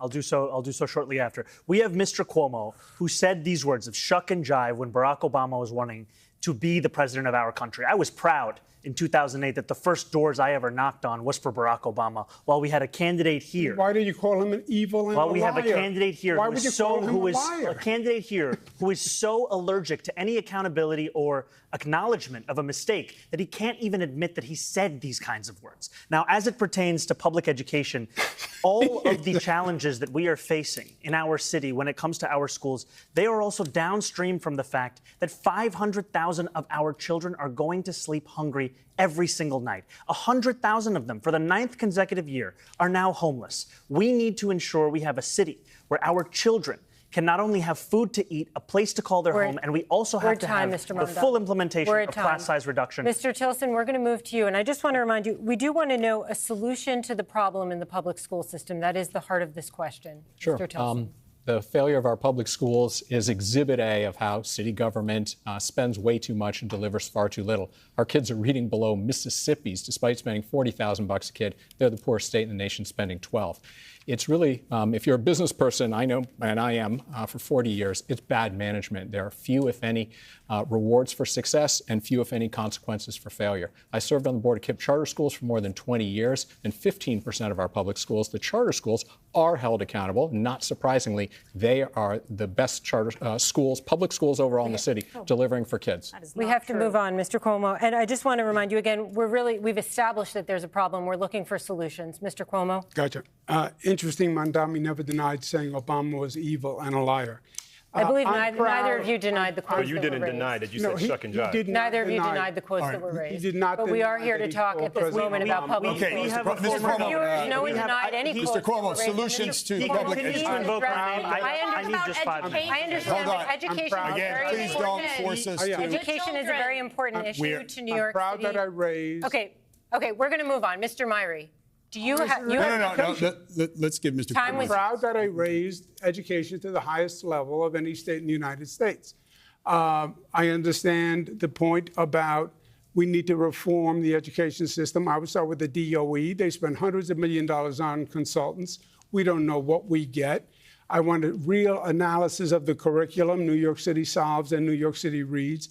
We need more paraprofessionals in those schools. 1 out of 8 children are homeless. Okay. It's too much for a teacher to do. Understood. Pay the paraprofessionals. We're at time. Okay, thank you, Ms. Cuomo. Assistance. I got it. Thank you. Mr. Myrie. I wouldn't be standing on this stage if not for our city's public schools. I went to PS 161, the Crown School, and made my way to Cornell Law School with Brooklyn Tech and Fordham in between, only because there were teachers that got up every single day and put their best foot forward so that I can be on a path to success. But we also have to think about what is happening after school. We had learning loss over COVID-19, and I want to provide universal after school to help make up for that learning loss. I wouldn't be here today if I didn't have an after-school program that taught me karate, even though I was terrible, and I was the only boy on the step team and had the moves to prove it. I want to give that to every single kid. We're at time now. We're going to move to Ms. Ramos. Well, now I have to shout out PS 70, IS 10, and the Academy of American Studies in Astoria. I wouldn't be here without them, and my children wouldn't be where they are in middle school in Queens if it wasn't for PS 69 in Jackson Heights. Look, it's true that our children suffered some lapses in developmental and social skills throughout the pandemic. I've seen it. So I want to make sure that we are delivering on teacher centers and so that our teachers have more supports, giving NYC Reads more time to really seek in, and really providing our District 75 schools with all of the funding they deserve. Okay, thank you, Ms. Ramos. Mr. Lander, again, we are looking for solution-oriented answers here. Both our kids also pre-K to 12 in New York City public schools. Shout out PS 107. 30 seconds is hard. I've got a detailed plan. I'm the only candidate in the race with a detailed plan on my website for education. How I'll measure what matters, what metrics I'm looking at, how I'll recruit, retain, and support teachers, including a teacher's center in every school, and how I'll deal with the growth we've seen in mental health crises, in homelessness, and in chronic absenteeism by making every school a community school so it can support all our students. Thank you. Ms. Adams. You know, prior to becoming an elected official, I was the education chair for my local community board. Education has always been a priority for me. It always will be. We raised 4 children in the public school system. So again, I am that everyday New Yorker that knows what this feels like. So we know that the DOE has the highest budget of all city agencies. What I would do would be to redeploy resources. I have seen as council speaker how difficult it is to maneuver through the DOE agency and the barriers of bureaucracy. But as mayor, I will have full view in order to help all of our children get through the bureaucracy and get our children taught the right way. Mr. Stringer. My sons, Max and Miles, are going through public middle school as we speak. And the challenge for them as COVID kids is very real. And there's a lot of kids out there that need help, and they need it now. They need mental health services. They need extra tutoring.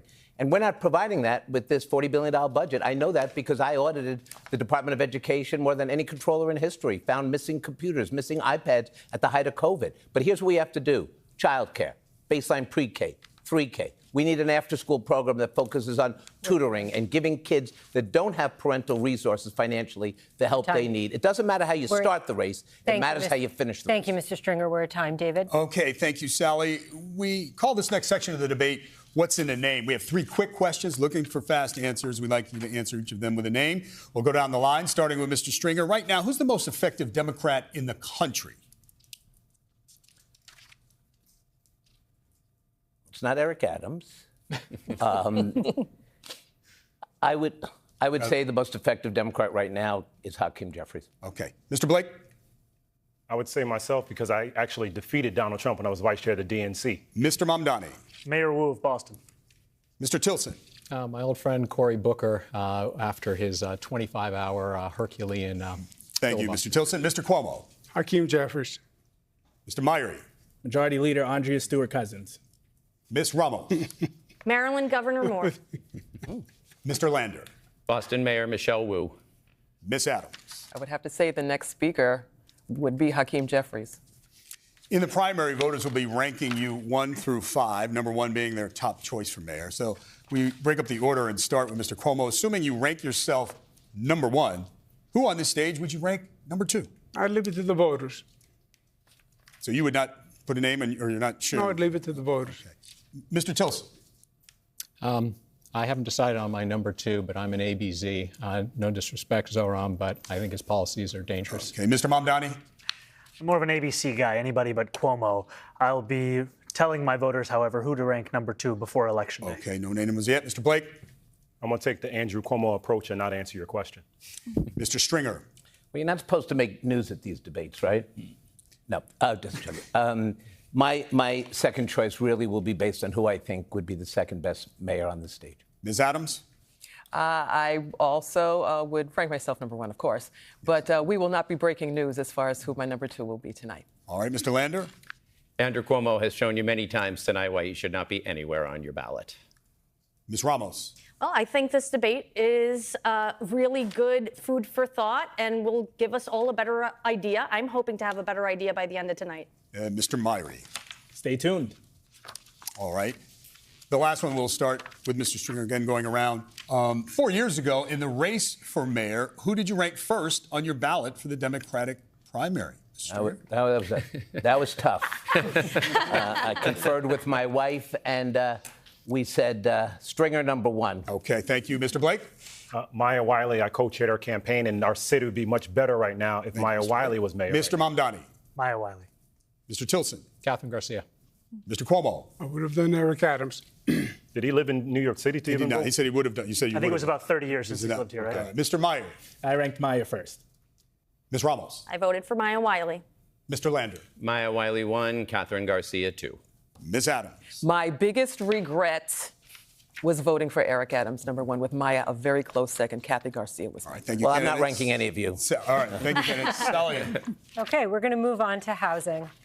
You've all made housing a top priority in your campaigns. And as you all know, the city is in a housing crisis with a vacancy rate of just 1.4%.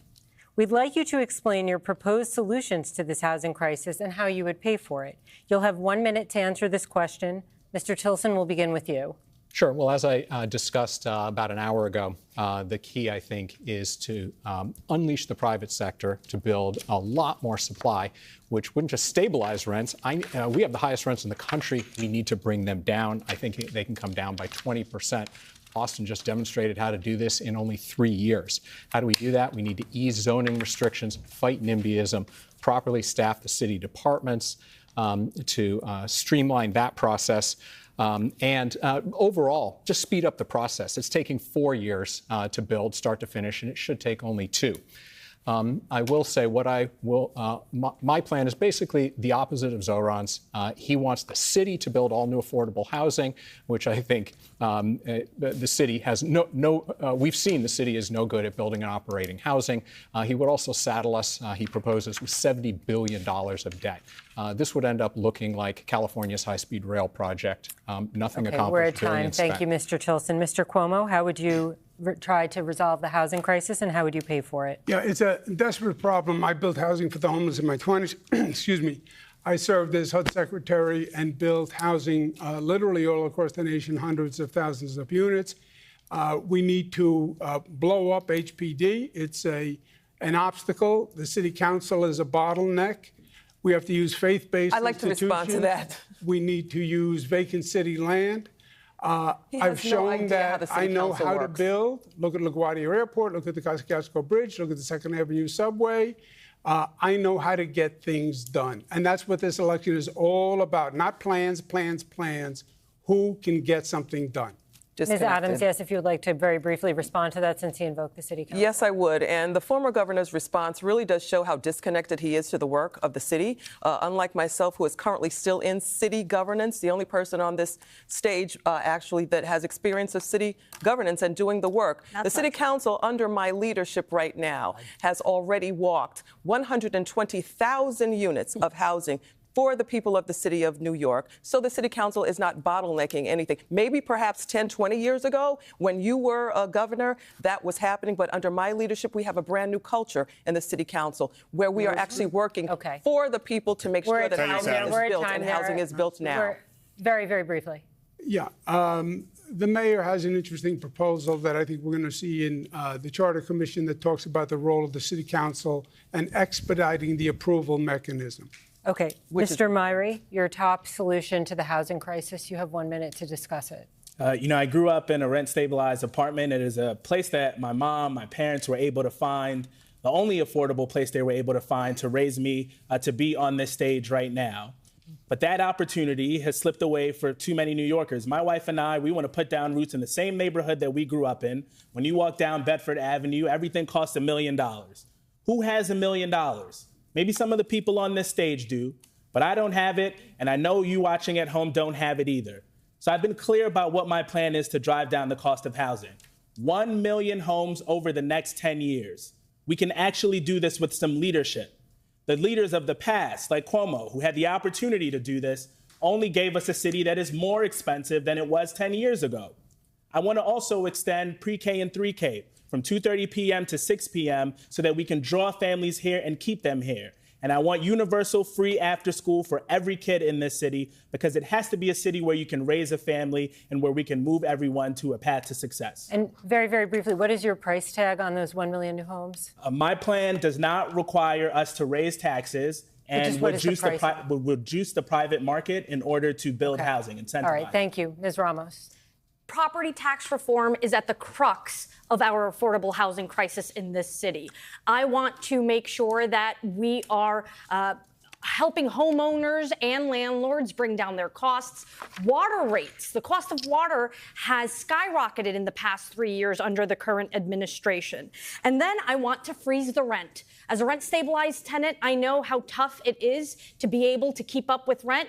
The rent is too damn high and the wages are too damn low in this city. So I want to make sure that we are unwarehousing the 5,000 apartments that NYCHA is hanging on to. I want to make sure they're repaired so that we can chip into that 200,000 New Yorker waiting list. I also want to bring back the co-op city model so that we can attract the city services that are needed. We need more nurses. We need more teachers. We need more doctors. We need more police officers and firefighters. So I want to build more low-income rentals and modest equity homeownership opportunities so that every New Yorker can own a piece of our city. Thank you, Ms. Ramos. Mr. Lander.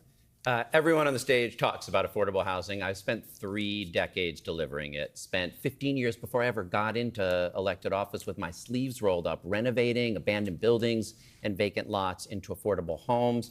In the city council, I was the champion for the Gowanus redevelopment, 8,000 new units, 3,000 genuinely affordable. Saved the 35,000 units of Signature Bank rent-stabilized housing when they were put at risk by Signature's failure. So I know how to do this. That's the leadership I'll bring to City Hall. I'll declare a housing emergency on day one. I put out a detailed plan for how we can build 500,000 homes over the next 10 years, and I've laid out where, including 50,000 units in great new neighborhoods on 4 of the city's 12 city-owned golf courses. Might be losing the golf vote tonight, but we need the pathway to homeownership and genuine rental housing. I've also laid out detailed plans for how to fix HPD and NYCHA. I've got the management experience. I can deliver those homes. Thank you. For viewers at home, that's the Housing Department and the New York City Housing Authority. Thank you. Ms. Adams, given that you spoke about this before, we're going to give you 30 seconds to continue your answer. Yes, already doing the work. Don't need a manual or a transcript in order to do it. I'm already doing it currently as we speak. So I've already delivered thousands of affordable units to people of the city of New York. We can take a look at Innovation Queens, the largest privately developed structure that is coming up right now, unheard of. We can look at Bronx Metro North rezoning. We can also look at what we just passed 2 weeks ago, the Atlantic Avenue rezoning. And yes, we can take a look at the City for All, which will create over 80,000 brand new affordable units. We have to move on to Mr. Stringer. Doing the work. Thank you. Mr. Stringer, can you please talk about your housing plan and how you would pay for it? Well, first of all, this housing crisis is way too real, and we've confronted housing issues in the past. Mayor stepped up and didn't do the minimum, they did the maximum. LaGuardia built 2,200 public housing units. The Mitchell-Lama housing program, the greatest integrated housing program in a generation, was also built. Right now, all we do is have luxury developers propose projects that gives us affordable housing. I want to upend this.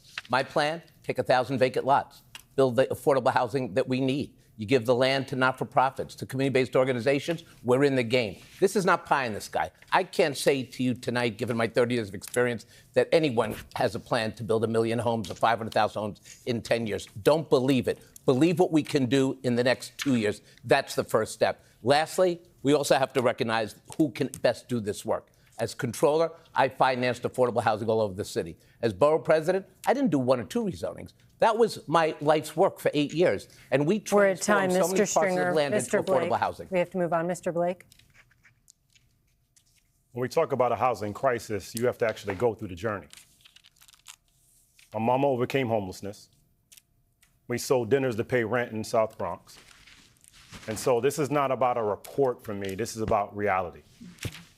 So how do we fix the crisis? We need local median income because area median income is not working. We need to end credit scores being utilized for housing applications, and we need to increase the income limits on housing applications, especially to protect all of our New Yorkers. When you think about what's happening in Rochdale Village right now with an unfair tax increase, the protections have to happen at Co-op City or Concourse Village, Tracy's House, just to name a few.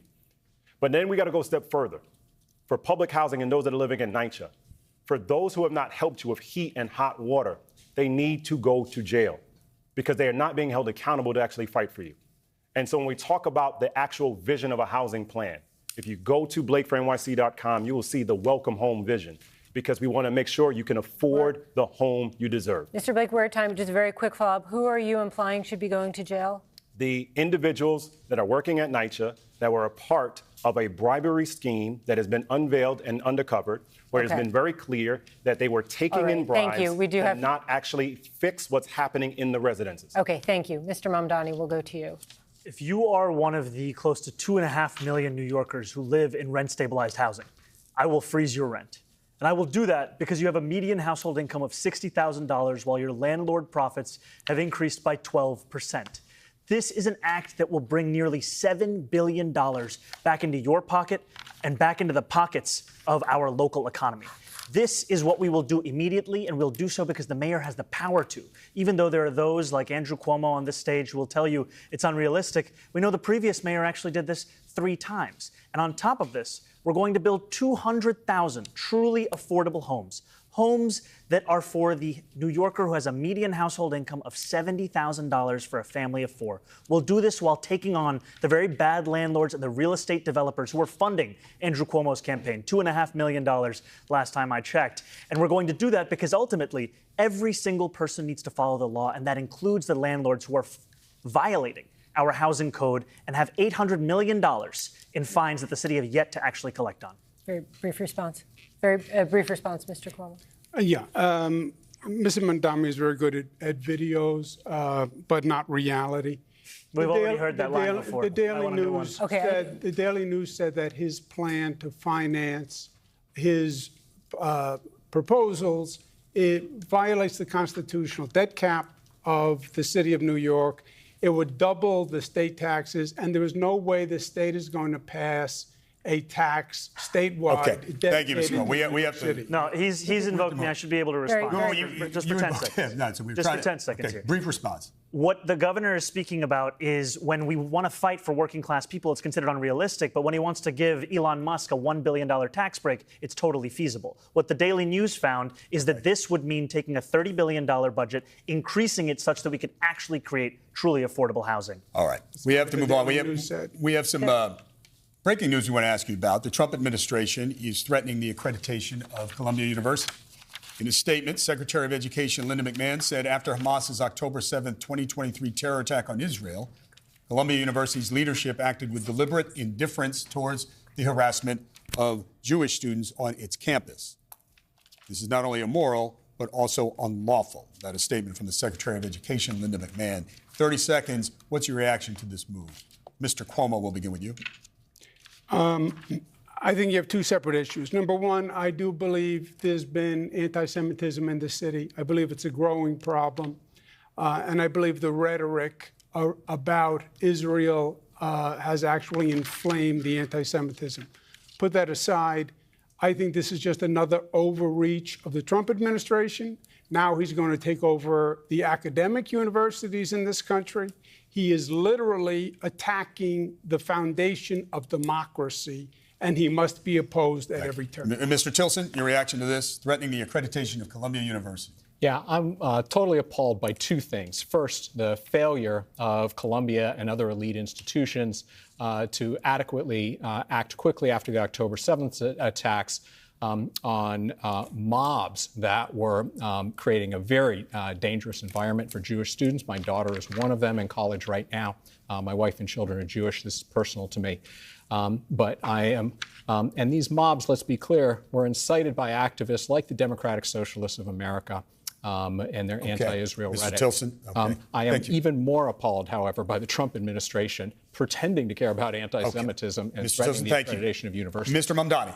I think this is yet another example of a gross overreach of the Trump administration, one that they have shown they will continue to pursue with whichever university they decide to target.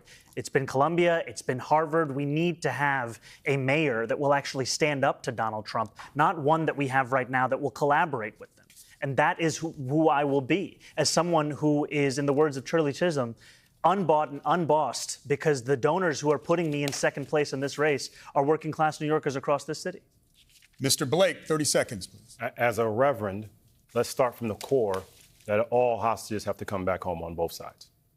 Let's also be very clear that we have to reject anti-Semitism and also have humanity to what's happening for the Palestinian people at the same time. The overreach is unacceptable in what Trump is doing. Linda McMahon is clearly more focused on wrestling rather than the facts. And it's one of the reasons why I'm running in this race. Because of my federal experience and working for real President Barack Obama and the State House experience and local experience, we have to make sure that we're not allowing D.C. to have overreach. And when they take these steps, we will withhold sending New York City taxes to D.C. Thank you, Mr. Blake. Mr. Stringer, your reaction. There's no question that on so many of these college campuses, the anti-Semitic, anti-Jewish hate is very real.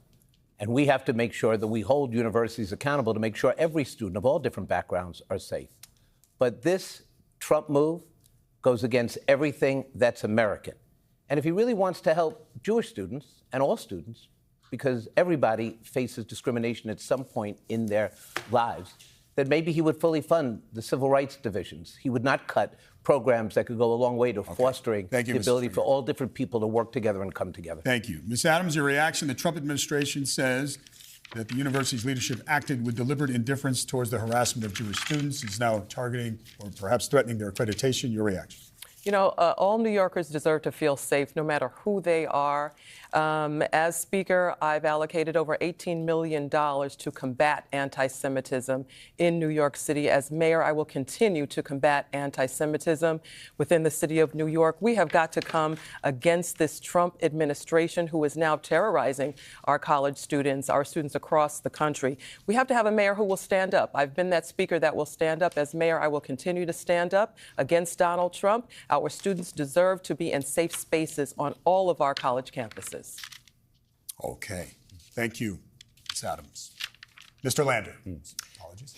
This is a frightening time for Jews, and I feel it really personally after the flame throwing in Boulder, Colorado, and the 2 murders in Washington, D.C. I go to a lot of Jewish communal events, and you can't just be looking over your shoulder. So I've got a really detailed plan for how we're going to deal with hate crimes and anti-Semitism in New York City. But let's be clear, Donald Trump, he platforms white nationalists and anti-Semites all the time. This has nothing to do with keeping anyone safe.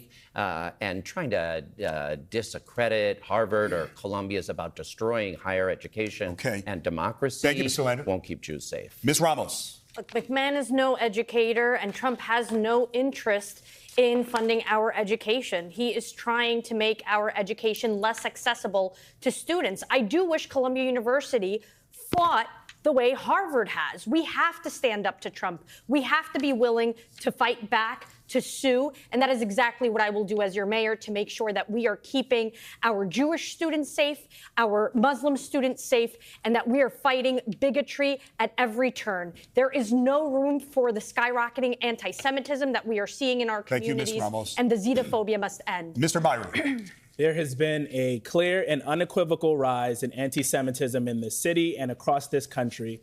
And we have to be just as clear and unequivocal in calling it out and rooting it out wherever it rears its ugly head. That is what I'm going to do as mayor. But come on, this is New York City. Our Jewish friends and our neighbors, they make our city what it is. Kindergarten through 8th grade, I went to school next to Beit Rivka. That is part of what makes our city great. This is a shameful, unconstitutional overreach by this Trump administration, and it is pattern and practice for what they have done all across our city and country. Thank you. Thank you. We're going to stay in the area of Columbia University with our next question, and Sally Goldenberg. Thank you, David. The case of Mahmoud Khalil, a permanent U.S. resident who helped lead pro-Palestinian protests, drags on in the courts. The Trump administration wants to deport Khalil, accusing him of supporting Hamas, a terrorist group, and making Jewish students feel less safe on campus. They say he's a threat to foreign policy. He was arrested and detained, but has not been formally charged with a crime, and he says he's done nothing wrong. We're looking for a very short answer here, and we'll begin with you, Mr. Mamdani. Do you believe that Mr. Khalil should be set free or deported? He should be set free. He should be at home with his wife, Noor, and their young child. And the fact that he is still in Louisiana is an abomination. It's an attack on our First Amendment. And it is clear, another example of Donald Trump weaponizing the very real issue of anti-Semitism to then throw Palestinian New Yorkers into detention facilities and not even tell us what the crime is that they're charged with. Thank you. Mr. Tilson. I can't answer the question without knowing all the facts right now. It certainly looks like another case. Stop, let me finish. It looks like another case of Trump administration overreach. They need to prove their case and show that he has ties to terrorism. That would justify, via due process, revoking his green card and deporting him. I don't think the Trump administration will be able to do that, and therefore he should be set free. But they need to make their case. Thank you, Mr. Cuomo. This is a continuation of Trump eroding democracy, chipping away at due process. He should be released. He should be released immediately. He shouldn't have been detained in the first place. Mr. Myrie. He should be immediately set free. Ms. Ramos.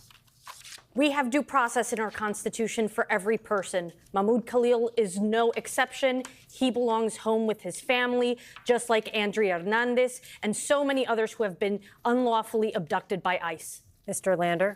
Mahmoud Khalil should be at home with his family, and so should Dillard Contreras, a New York City public high school student that ICE tricked and then arrested and is trying to deport. We've got to stand up, make sure folks have legal services, and that New York City has their back. Ms. Adams? Yes, Mahmoud Khalil should be released immediately. There is no due process in Donald Trump's America, and that is why we all have to pull together and fight this chaotic Trump administration. It cannot be allowed to harm more families, to harm more individuals that have committed no crime. This should be unacceptable to every American and everyone that lives in this country. Thank you. Mr. Stringer. As a Jewish American whose wife works at the Jewish Museum in Lower Manhattan fighting the Holocaust, fighting to make sure we remember the Holocaust, I will say unequivocally that taking this man off the streets and others off the streets without any charges or any rationale is a direct, horrifying moment for our Constitution. Donald Trump should be ashamed of himself for doing this. Mr. Blake.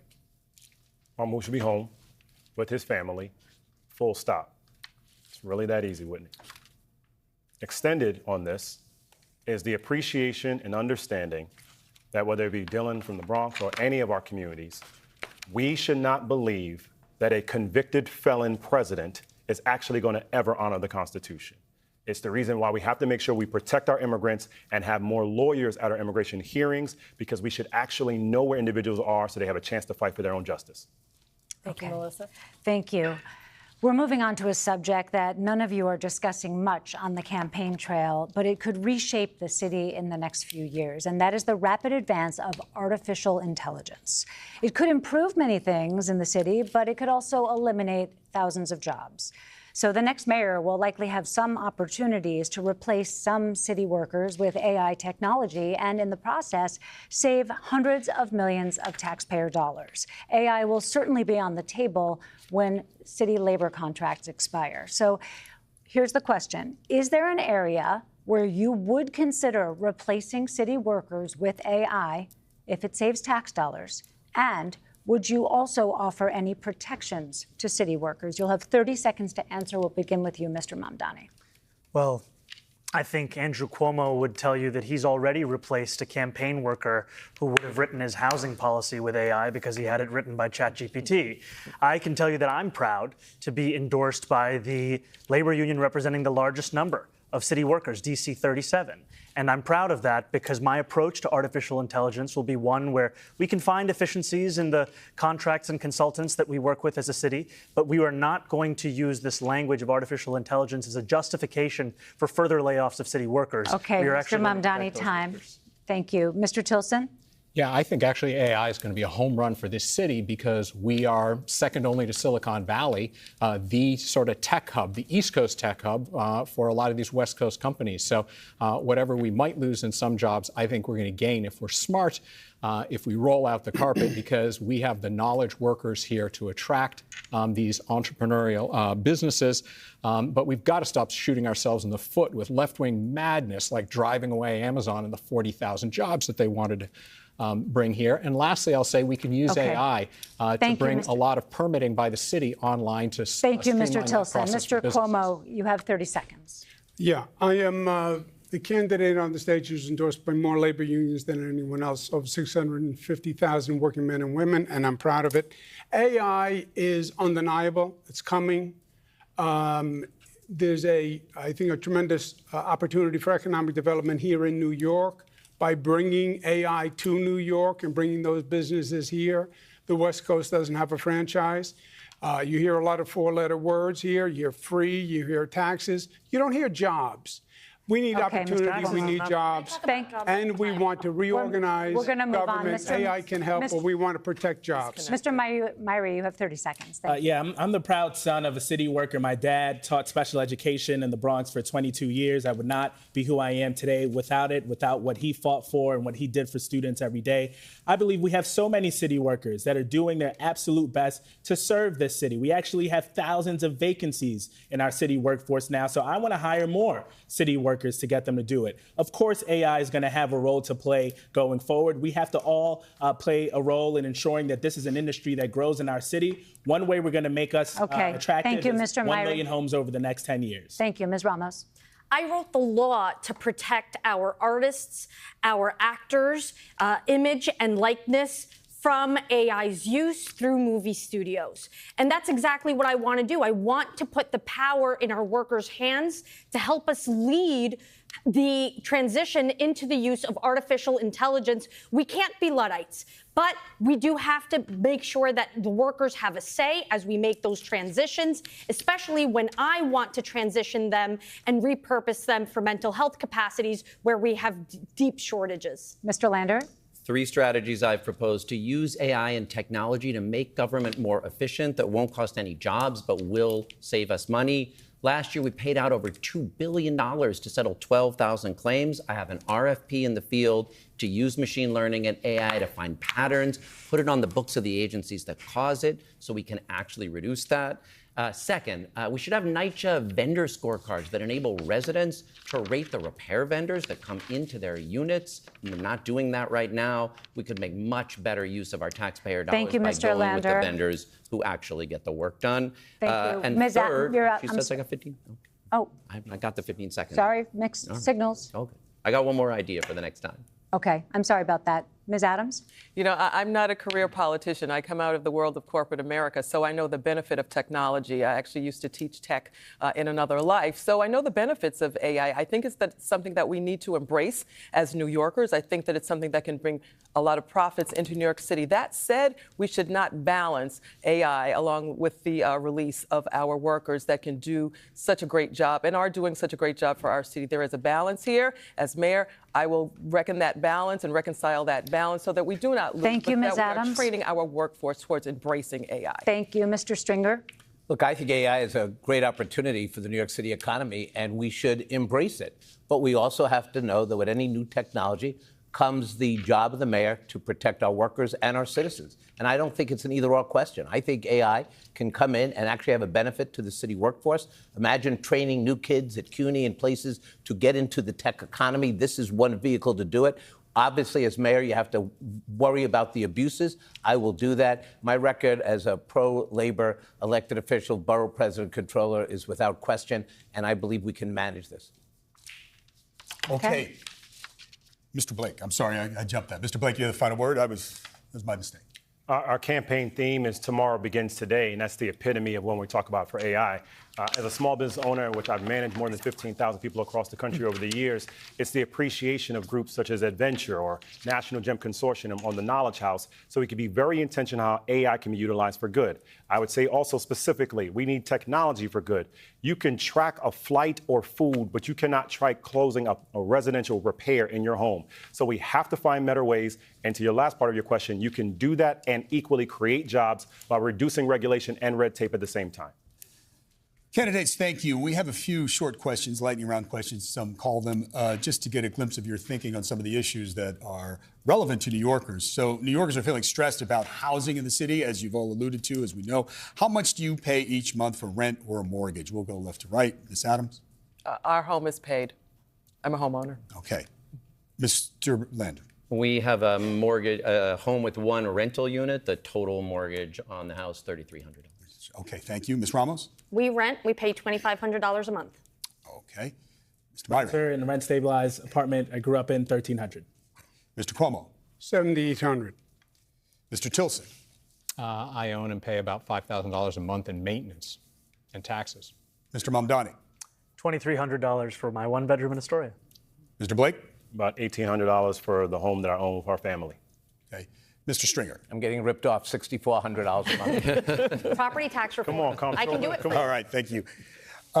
Helicopter traffic around Manhattan is a constant debate. It's a complaint for many. Should helicopter traffic be limited? We'll go right to left. Mr. Stringer? Yes. Mr. Blake? Absolutely. Mr. Mamdani? Yes, we should ban all non-essential helicopter travel. Mr. Tilson? Yes, I agree. Mr. Cuomo? It should be limited, yes, sir. Especially out of Westchester. Mr. Myrie? Yes, and I've co-sponsored legislation in the state to that effect. Okay. Ms. Ramos? Stop the chop. Mr. Lander? Yes. Okay. And Ms. Adams? Already doing the work. We've already passed a bill in the City Council. Okay. The first foreign visit by a mayor of New York is always considered significant. Where would you go first? Left to right, Ms. Adams. First visit, I would visit the Holy Land. Okay. Ms. Lander. Mr. Lander, sorry. Boy, what Trump is doing to Canada, there's a lot of opportunities for us to partner better with them. Ms. Ramos. I'd love to meet Claudia Sheinbaum, but I'd probably head to Colombia, to my parents' homeland. Mr. Myrie.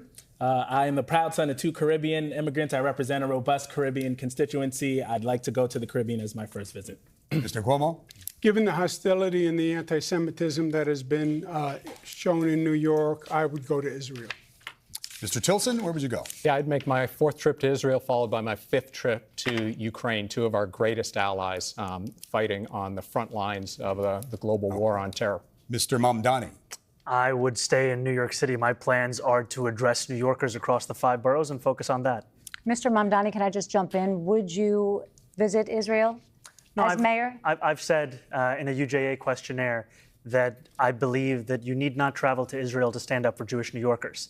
And that is what I will be doing as the mayor. I'll be standing up for Jewish New Yorkers, and I'll be meeting them wherever they are across the 5 boroughs, whether that's in their synagogues and temples or at their homes or at the subway platform, because ultimately we need to focus on delivering on their concerns. And just yes or no, do you believe in a Jewish state of Israel? I believe Israel has the right to exist. Not as a Jewish state? As a state with equal rights. He won't say it has a right to exist as a Jewish state. Be very clear. And his answer was no, he won't visit Israel. I said that. That's what he was trying to say. No. Unlike you, I answer questions very directly. All right, and I want to be very clear. I believe every state should be a state of equal rights. Okay, thank you, Mr. Mamdani. Mr. Blake, where would you go on your first foreign visit as mayor of New York? My full name is Michael Alexander Blake. I'm named after Michael Manley Alexander Bustamante. So, of course, I'm going to go to Jamaica to mash up the place with my fellow patois Jamaicans out here. Okay. Mr. Stringer? Maybe I'll go with you. It would be a great trip. It would be a great trip. All right, I'm sorry. My goal would be to take my first trip to Israel. My wife's life work in this area means a lot to our family, and it could coincide with my young son Miles' bar mitzvah, if you'd like to have his bar mitzvah. Okay, about a minute left. What's your favorite go-to pizza spot? What's your order? Mr. Cuomo, we'll start with you. Gabby's in Queens. Mr. Myrie. Gino's Pizza, Flatbush Ave.